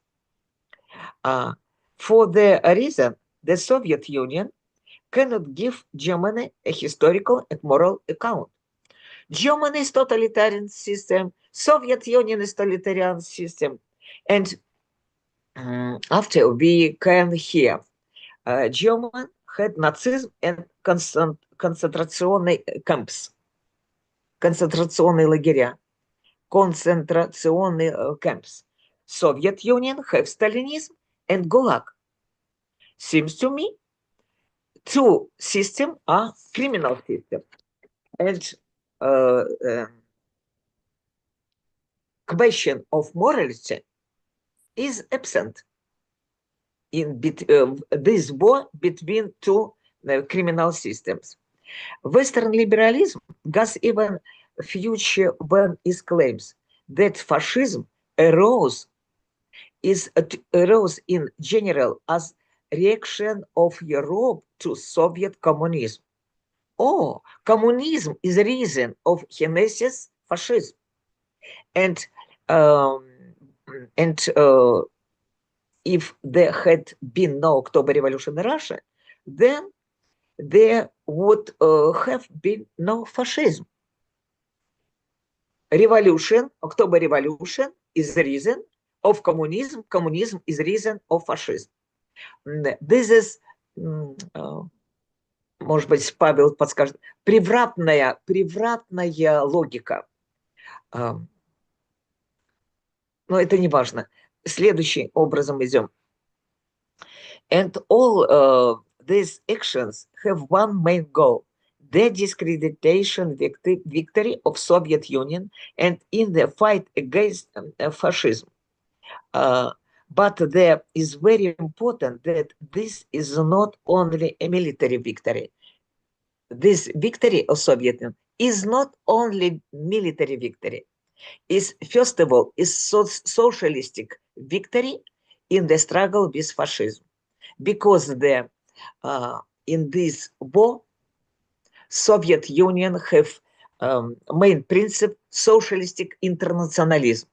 Many peoples in Soviet Union, not only Soviet Union, in Yugoslavia, Greece, другие and other countries participate in the anti-fascistic struggle. This is precisely this socialist victory over the fascism, which was possible only thanks to socialist internationalism. And it was the victory of, it's very important one moment, this war, victory of the maybe human being, new human being, новый человек, human being, over fascism as New a human being, yeah. But new human being. Да-да-да, human being is важно, it's very important. A specific form of capital. Where did this new human being come from? It was a new human being was generated by the very essence of socialism, because the main idea of socialism, not religion, not nation's idea, and not political idea. And question: what idea was is basis on this of socialism? The main idea of socialism, overcoming alienation, is a way to move from the realm of necessity to the realm of freedom. No, understand? To move from the realm of necessity to the realm of freedom. От царства необходимости, царства свободы. And this transition in the essence of communism as movement in which class contradictions are removed in the contradictions of the culture world. Классовые антагонистические contradictions become contradiction of the world of culture. For example, the contradictions of communism, Mozart and Salieri, is not classic social political contradiction. Contradiction between the personality of different tendency in the world art, world in the culture, etc. But Soviet society paid a high and tragic price for this victory, because Soviet people was a war on the two fronts, against Nazism and against Stalinism bureaucracy. Is very, very important. And interesting, when war finished, Stalinism said the Soviet people is heroic, but Stalin become symbol of victory. То есть heroism to Soviet people, победа, victory to Stalin. Stalin become symbol of victory, but the principle of symbol is not change. Symbol cannot change. Religion, political symbol, not change. Stalin don't change symbol of victory of socialism in the future. This is typically Stalinistic method. Victory was alienation from Soviet peoples. And Western imperialism, liberalism, will cannot accept this victory. The contradictions of modern capitalism create prerequisites for the development of already brown project. Now we have many preconditions of restoration of fascism. Now we have not restoration, next wave of neo-fascism, because fascism in Germany in 20th century have based on the atomistic individual. Today, situation is principle another. Today, individual is not a private individual. Today, individual is function, capital, function, market, function is social network, is technology. Human being is not sharp subject. He is function. And it's very good base for fascism, because because the individual function had not solidarity, had not social creativity. No. And today, capitalism today capitalism change the essence of culture. Culture all time is fear of alienation, is fear of when no is alienation. Today, culture become the industry who produced many different forms of alienation. Is very important. Is very dangerous because what is fear can be alternative to world of alienation. No, religion is business. Рынок market is business. Politica is business, and culture is business, and morality is business. We had not sphere when was alternative to world of alienation, and it's very complicated situation. And result of this for this is growing conservation trends. Conservation trend. And here I want remember words of Alexander Busgalin. He said, theory and praxis of sovereign conservatism integrated with anti-Marxism naturally lead to an apology to fascism. Conservatism with anti-Marxism, with individual function is road to the apologetic to fascism. And what can we do? I think it is not enough to simple daily fascism. It's not enough.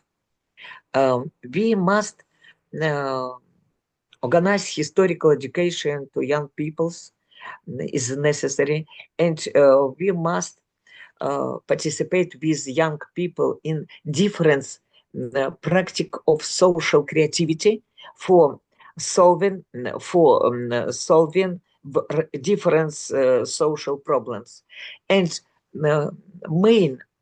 main alternative to fascism, communism. Communism not as political system, but as movement, as a specific type of movement, social movement. When alienation, как сказать, сниматься, is a world of alienation to world of freedom. I think is a very difficult task for us, but we must decide this problem. Thank you very much. Thank you so much. My barbarian English.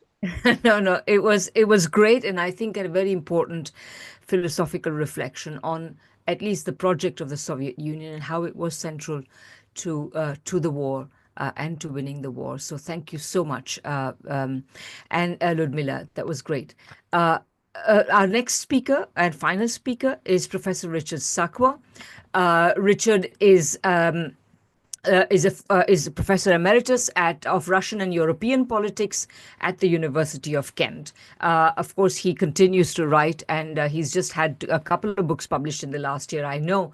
So, Richard, please go ahead. Let me make sure you can unmute.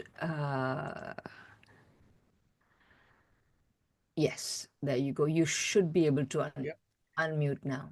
We're in business. Great, perfect. Yeah. Lovely. Hello, привет. Hello. So thank you for this discussion. We've had a lot of talk about the memory wars, the war over history, and so on. I just wanted to start by saying that this is a very personal thing for a vast number of people across the world in Eastern Europe. I'll just give a couple of cases, incidents, because obviously we've been talking about the 80th anniversary of the end of the war. And I'll read a little news notice. Latvian police detained 8 people and opened 67 administrative cases during May 9th events marking the 80th anniversary of the victory over Nazi Germany, according to local media. The authorities have cited the use of banned Soviet symbols, Russian wartime songs, flower tributes in the colors of the Russian flag. That was in Latvia. In neighboring Lithuania, authorities in Vilnius installed a garbage bin labeled 4 carnations, candles, and Soviet nostalgia, where people typically left tributes for May the 9th. The Vilnius mayor said the gesture was aimed at those nostalgic for times alongside the Russians. Now, the question then is, how did it come to this? It's really an astonishing turnaround from what just at the 50th anniversary, we had British forces joining with the Soviet Union in marking the end of the war, the 60th anniversary as well. So how can we understand it? Is it really fascism? Now, clearly, something is on the march. Some beast slouching towards Bethlehem is once again out there.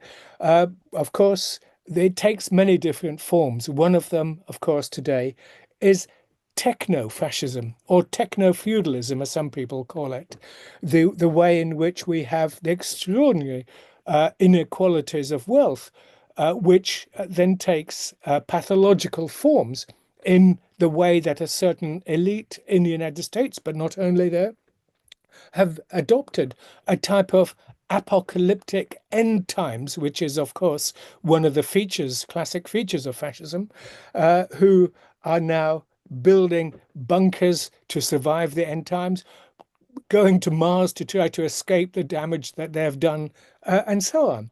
So, and some of the way they're thinking, if we look at the recent attempts to dismantle the administrative state, one of the achievements, not just of post-war social democracy, of Roosevelt's New Deal, but even of a whole century of inclusion in certain ways of social achievements into the existing modern state. So how do we understand these last 80 years? I've been arguing for some time that after 1945, and building on earlier things which we've heard about, but certainly after 1945, a particular military ideological complex took shape. I call it the political West. It's in particular obviously focused on the Atlantic power system, NATO, European Union, many other ideological elements involved in it. This political West was shaped by the Cold War, shaped by, some of the earlier speakers said, shaped by the struggle against the Soviet Union, but not just the Soviet Union as a geopolitical formation, but also as an ideological one, as a challenge to capitalism, as an alternative model of world order. In other words, this political West internalized a particular way of dealing with a challenge, both geopolitical and ideological, and of course, at the deep, profound cultural level as well, and in shaping behaviors, as we see, in now banning memorialization of the end of the Second World War. So this political West is the manifestation of a particular vision of space, of space as not just a territory, but also a formation. I mean, we can say it's just one aspect of it. We've talked about the civilizational colonial West going back 500 years. But how then do we understand the spatiality of what we're talking about, this particular formation? Now, it's an issue which we could go back. I don't want to go into details now, but just to suggest that those debates which took place in Germany after the end of the First World War are exceptionally enlightening in examining how our space, this political West space, is shaped today. And I'd just very briefly refer to a fundamental debate which has echoes for the last 100 years, echoed across the ages. And I'll just mention two figures at the heart of this, two models of how we could have lived, how the end of the Second World War could have been shaped, how the end of the Cold War, 1989-91, could have been shaped. And the two people I want to mention are the first one, not very well known, but who should be better known, a fellow called Otto Hintze, Hintze, a historian, late 19th century. He argued in the early 1920s for a pluralistic, horizontally organized space in Europe, some sort of the attempts to overcome the logic of the First World War, that conflict between the great powers. Let us build a new Europe, he said. Well, I won't go into detail on that, but just to say he was countered. He was countered by a person far better known, Carl Schmitt. And Carl Schmitt, of course, the ideologist of a legalist, authoritarian, and who argued in favor of a more hierarchical order. Now, why I mention this is because in a very peculiar way, the political West, with its vision in particular articulated in the European Union in its early days as a peace project, as subsidiarity and so on, the paradox of our times today is that this political West, instead of taking that pluralistic, that more open-minded approach of Otto Hintze and so many others, Karl Polanyi and many, many more, but instead it has taken and assumed the spatiality outlined by Carl Schmitt.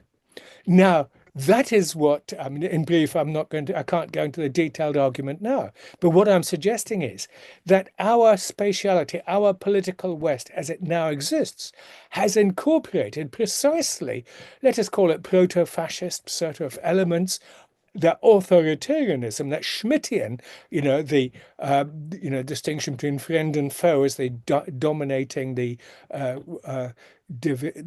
defining feature of sovereignty, which is all very regressive, it's all authoritarian, it's all deeply disturbing.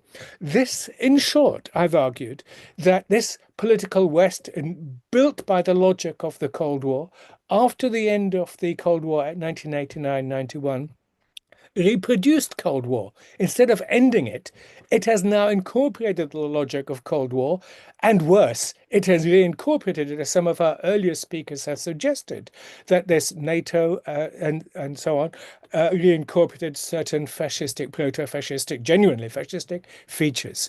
In other words, intolerance, hierarchy, pluralism to be outlined. And of course, today we're meeting on a day when certain features of that type of spatiality are very much in sight. Of course, the elections in Romania today are a classic example of one of those features of the political West, the way that after 1989 it radicalized to make democracy subordinate to the power system rather than an expression of genuine popular concerns and a way of mediating conflicts in classic liberal democratic theory.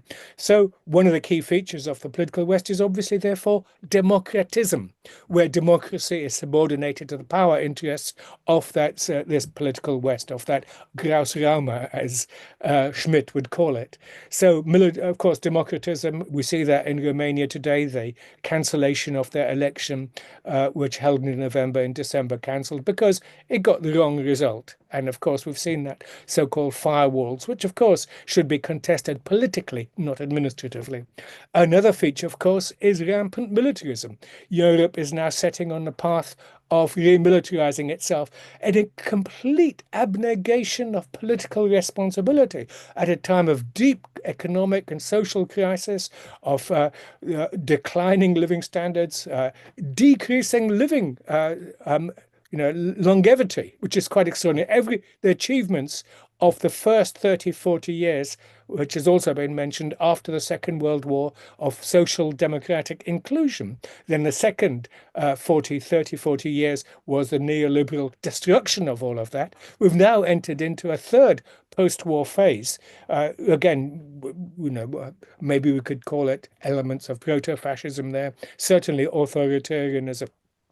But with the remilitarization of Europe is really one of the most frightening features of it all. I won't go into all the details, but clearly just the third feature is the homogenization of political space, the reduction of pluralism, classic Carl Schmittian way, friend and foe. We've identified the foe to be attacked not politically, but administratively, and indeed militarily, ultimately. It's a catastrophic denouement, if you like, of an 80-year cycle of the political West trajectory. Of course, it's got huge global implications, which some people have mentioned. And my final point is that what is astonishing about all of this is the way that at the moment, the United States, with the Trumpian disruption, or what you want to call it, very briefly, it's a type of triple defection, which opens up political space, paradoxically. What are the triple defection? First, Trump is defecting from the own political West, which the United States did so much to create. United States, Washington elite are clever. They know when there's a failing project, and they can see that this Atlantic system is sinking. It has smashed itself against Russia in the Russo-Ukrainian war. It has discredited itself in so many campaigns, the bombing campaign against Serbia in 1999 and the other incidents mentioned earlier. So that's the first potential defection. The second defection, the United States, is from the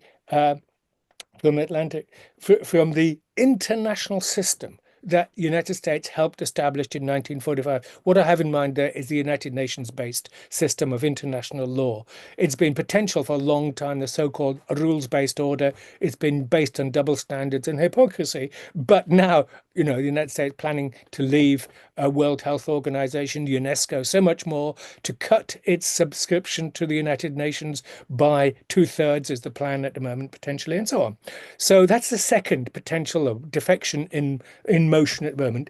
The third defection is from the United States' own constitutional order. Steve Bannon says the United States will find, the Trump administration will find some workarounds to overcome that 2-term limit in the United States. So that is, we're living at a historical moment, in short, which I think we've had, in my view, a fascinating discussion so far, which has highlighted so many fundamental issues as the United States moves from empire to great power. It opens up possibilities, and of course we're seeing mobilization in the world majority with BRICS and so on out in the world outside. So I think in other words, we're meeting on the 80th anniversary. I believe we're entering into a whole new epoch at the moment, which I think discussions of the sort we've had this afternoon is fundamentally important in trying to make sense of it. So thank you. Thank you very much. Thanks. Fantastic, Richard. That was really great reminder, as you say, of these three defections that seem to reveal that the so-called the 30 years crisis, shall we say, that provided the opening for the United States to step onto the world stage, that period may have come to an end in some respects. At least that's what I read from your three defections analysis, which is really quite fascinating. It's either that these speakers have been so good that I simply haven't had the nerve to interrupt them, or it is that I've been a very bad chair. But either way, we have limited time for discussion, but I think we can give it some 20 minutes if you like. So I already see one hand up. I think you will be able to find your raise hand function somewhere along the bottom of your Zoom screen. I have mine in my React button, which has a little heart-shaped icon. So I see there are two people who have questions already. I will take 2 or 3 questions. If there are 3, I'll take 3. Then I will give all the speakers a chance to both respond to the first set of questions and respond to each other if they would like. And then that may be all we can take. In fact, I'm seeing 5 questions. I think I'm going to just take them all and just have one round of question and answer. I will not be able to take any more. So, and I'd like to request the people who are posing questions to be very brief and to the point, no more than about a minute each, please. And then we'll go to the speakers. Okay, so Ion, please go ahead. I'm asking you to unmute. There you go. Yes. Hello. Good morning. Good Buenos morning. dias. I'm very fascinated with the discussion today. I've been watching it with interest. And one thing that came to mind as one of the speakers mentioned, the Poles in Europe these days, and the Poles, we as a society depend more and more on Poles. And the Poles are run by private companies of private interests. And instead of having referendums through a government machine that is controlled by a democratic system. So I think that is a major flaw for, the last speaker mentioned,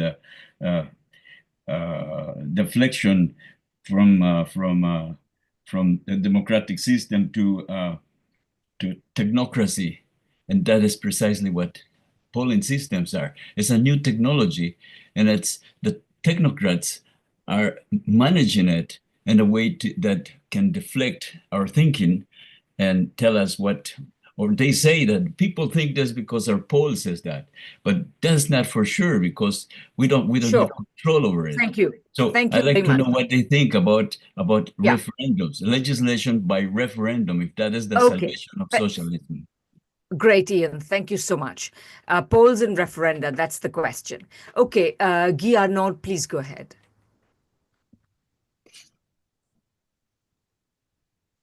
Oh, yes, hang on. There you go. Okay, there you go. Hello, can you hear me? Yes. Okay, so my question will just be if you have any thought regarding Venezuela initiative at creating a World Congress against fascism, which had a relatively good start, especially when it included the now fallen apart Syrian Arab Republic. So yeah, it was just thought regarding this initiative and if it is a good direction that we have states that are starting to be more directly open at citing fascism as an actual threat right now. Lovely and to the point. Thank you very much. John Warren, please go ahead. Yeah, I just wanted to say thank you to everybody, but also ask where are we now? Because I live in Moscow, and I'm not sure how many others except for Buldavka live in Moscow as well. But I am British. I've lived here 35 years, and I don't think that anywhere in Europe is relatively that safe. And I just wanted to know what our speakers thought about where we're going with all of this. Thank you. Great. Thank you so much, John. Lynn Siegel, please go ahead. I've asked you to unmute. Can Russia broker a fair Palestinian deal? Okay, lovely. All the details, you know. Thank you. To the point. Very good. And finally, Simon, please go ahead. Thank you. We've looked at several sort of characteristics of fascism have been mentioned. I had a question about one more, perhaps, which is sort of a more philosophical one, an insistence on purity, whether that be race or whatever, particularly since that comes from my point of view. Oh dear. from a very sort of idealistic understanding, and ones that pose as alternatives that also share this. Simon, you froze there for a minute and then your question came out very fast. Can you quickly and briefly repeat that? Just the question. Hang on. Where are you now? Oh dear. Oh, okay. You should be able to mute now. Yes. Just whether this sort of insistence on purity, which is visible in other political projects, which often pose themselves as, in some ways, even progressive alternatives, can be seen across, especially the West. Okay, thank you very much. I'm afraid, Tim, I'm going to have to jump over you this time, but hope you'll join us for another of our webinars. I'm sure that Russia and matters that we have been discussing today, Russia, Ukraine, fascism, everything will remain relevant, and we will have other webinars on that. So without further ado, I'd like to go to the speakers who are left. I know that Andrew has had to leave and Professor Chung, of course, isn't here. So I will go to Oleg, then Pavel, Lotte, Kit, Ludmila, and Richard in that order. Oleg, if you're still here, would you like to respond? 1 second. Let me find you again. Yes. Okay, Oleg, please go ahead. Okay.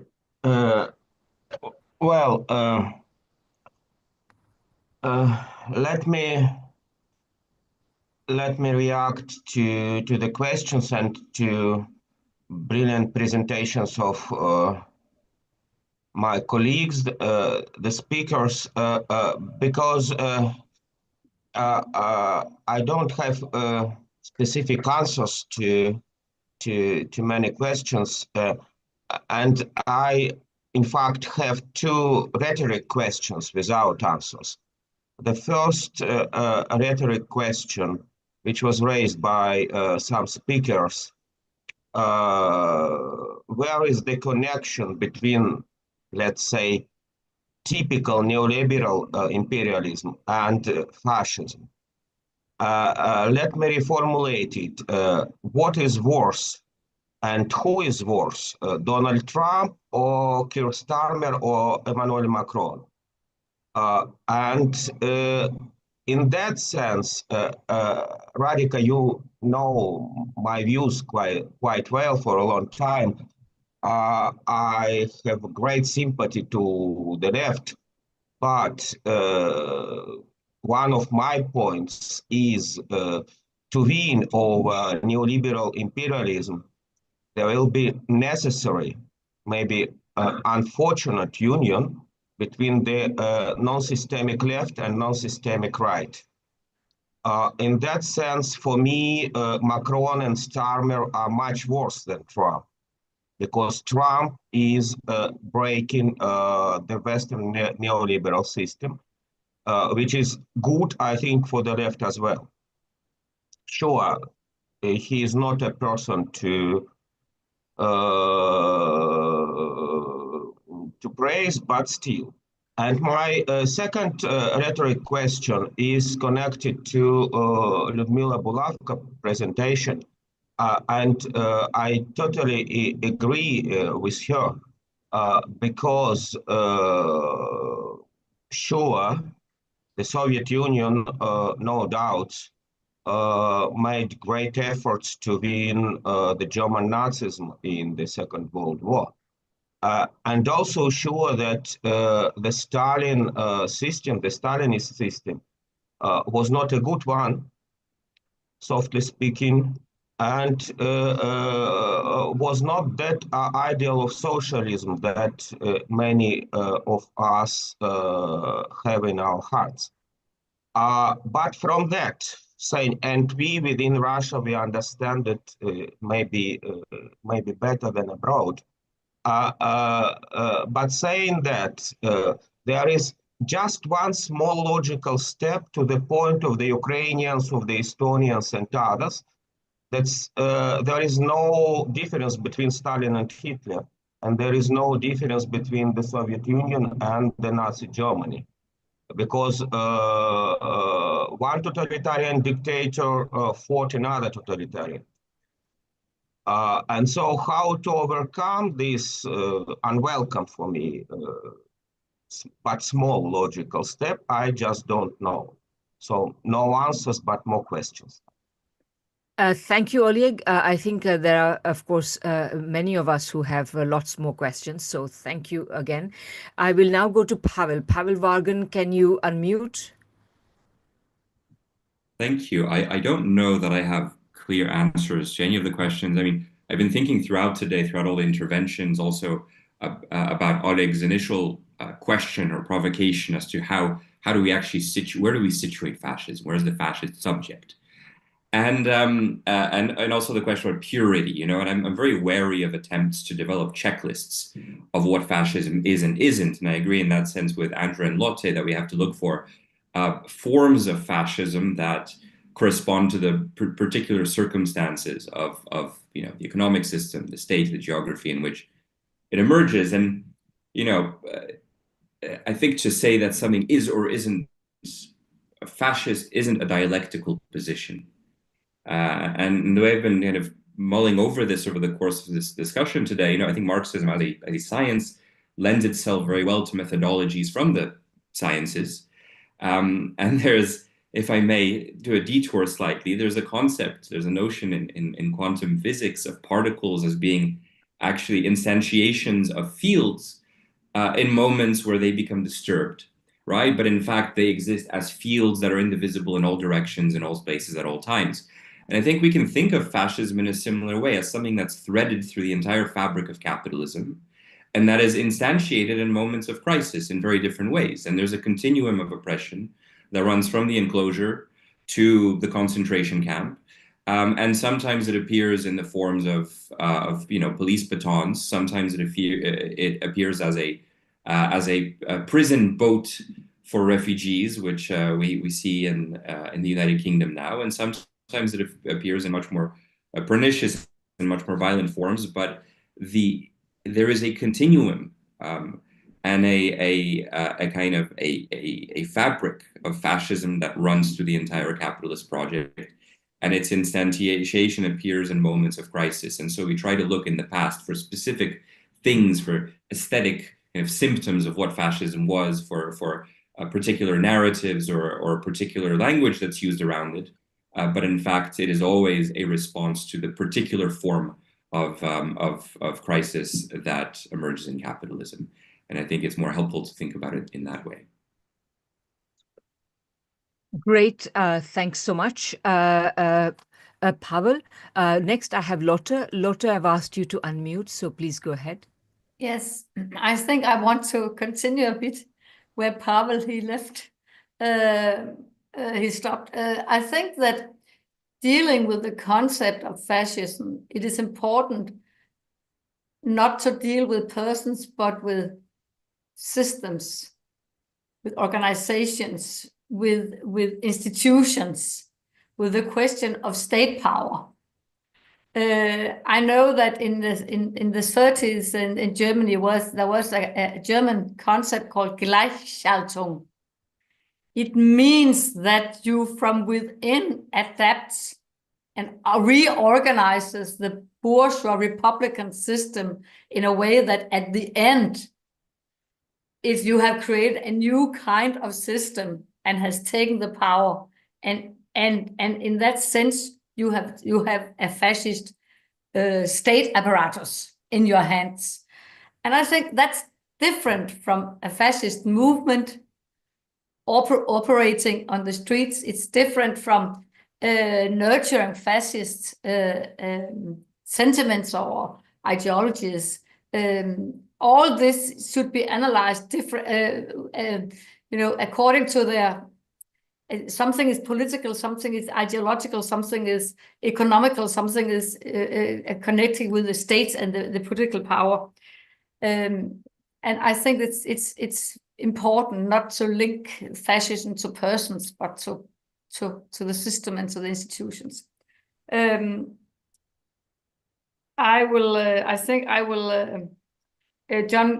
Warren asked, where are we now?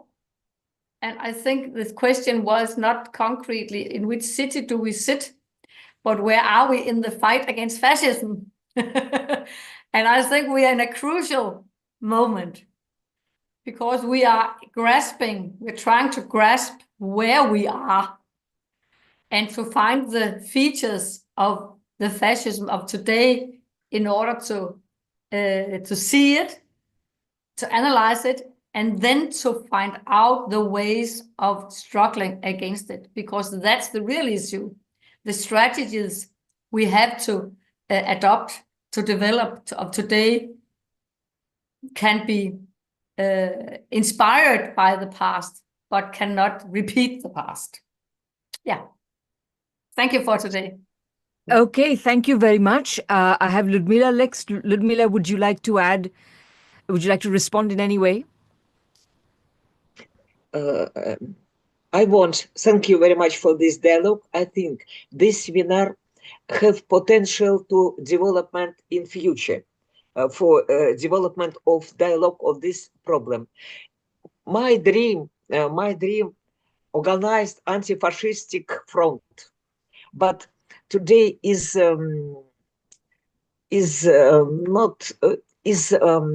not necessary.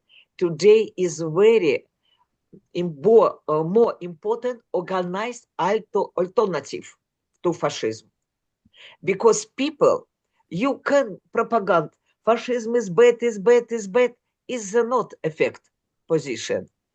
We must organize social creativity like us sphere of living, education, culture, and etc. Спасибо, очень благодарю. Спасибо большое, Ludmila. Thank you so much for being here. And finally, Richard, we're giving you the final word. So please go ahead. Yeah, just responding to the question from Lynn about the Palestine. I mean, obviously, when one doesn't know what may happen. But I will say, contextualize it, that a larger issue is the emergence of multipolarity, which is beginning to set up a different type of dynamic where Middle Eastern or West Asian issues have been dominated by a particular complex of powers, not just the United States, but its allies, United Kingdom, and so on. And now they're new actors. We're going to see China emerging as a broker between some conflict in West Asia and so on. So that's my first point. My second one is that the question John, I think, asked, where are we going? I'd say three things on that. Well, my second point is that in 1989-91, the Eastern European countries had a negative revolution. It was entirely negative. Again, I could try to develop that argument elsewhere, but simply to say the logical conclusion of that is where we are today, where the Eastern Europeans have reincorporated inside themselves a logic of revanchism, of historical revisionism we've talked about, the equivalence theory, and all of that is almost, you could say, it was inscribed in the DNA of what happened earlier, and that it's catastrophic. And worst thing, of course, now is that we've seen the East Europeanization of the European Union as a whole in all sorts of ways, both in personnel, but above all in ideology and militancy and militarism and so on. My third point is that I've talked about a political West, the post-1945 particular geopolitical, geo-ideological, geo-economic formation. But I'd also say, from touching base with some of the earlier discussions, is that there's also a civilizational West. There's 500 years of the dominance of the civilizational West has been colonialist, imperialist, militaristic, genocidal from the very beginning. I mean, just ask the Aztecs and the Incas, greedy and exploitative, and then, of course, a slave emergence out of that. But, and I don't want to end on that note, my final point is to say this is accompanied by a third level, if you like. There's a political West, there's a civilizational West. There's, let's call it a cultural West. This goes way back to Greco-Roman, Judeo-Christian, and of course the Axial Age, which was not exclusive. It was closely connected, astonishingly. We have more and more information with the huge civilization in the Indus civilization, and of course the Sinaic civilization, Proto-Sinaic, of course. in all sorts of ways. In other words, this gave rise to, let us say, what we are engaging in tonight, and that is an example of high modernity, of open dialogue, of discussion, of rationality, of truth-seeking, all those things which I think we cannot let hold of. We have to hang on to and not allow them to be subverted by, deathly pessimism, which of course is a symptom of fascism, pessimism and, even suicidal thoughts of us and so on. And this best part, this high modernity, we have to fight for that, this space, this creative space. We see education, universities, everybody's under attack. The media, mass media is totally shameless in its disinformational aspect. And yet, there is this other element, this third level to us, which, this is where we are. So where's that future? We have to fight and defend and extend it. And that is the greatest response to all those awful things going on. Thank you. Thank you so much, Richard. And I think on that note, we will a wonderful webinar. I hope you didn't lose me there. Yeah, okay. On that note, we'll have to bring this webinar to an end. Thank you all. Please, if you like this discussion, please share it with everyone. Please let people know about the International Manifesto Group. And to all the speakers, you have just given us so much to think about. So thank you very much for that. And we will see you all, I'm sure, before too long in some or the other webinar, in some or other combination. So thanks very much and goodbye. Thank you very much.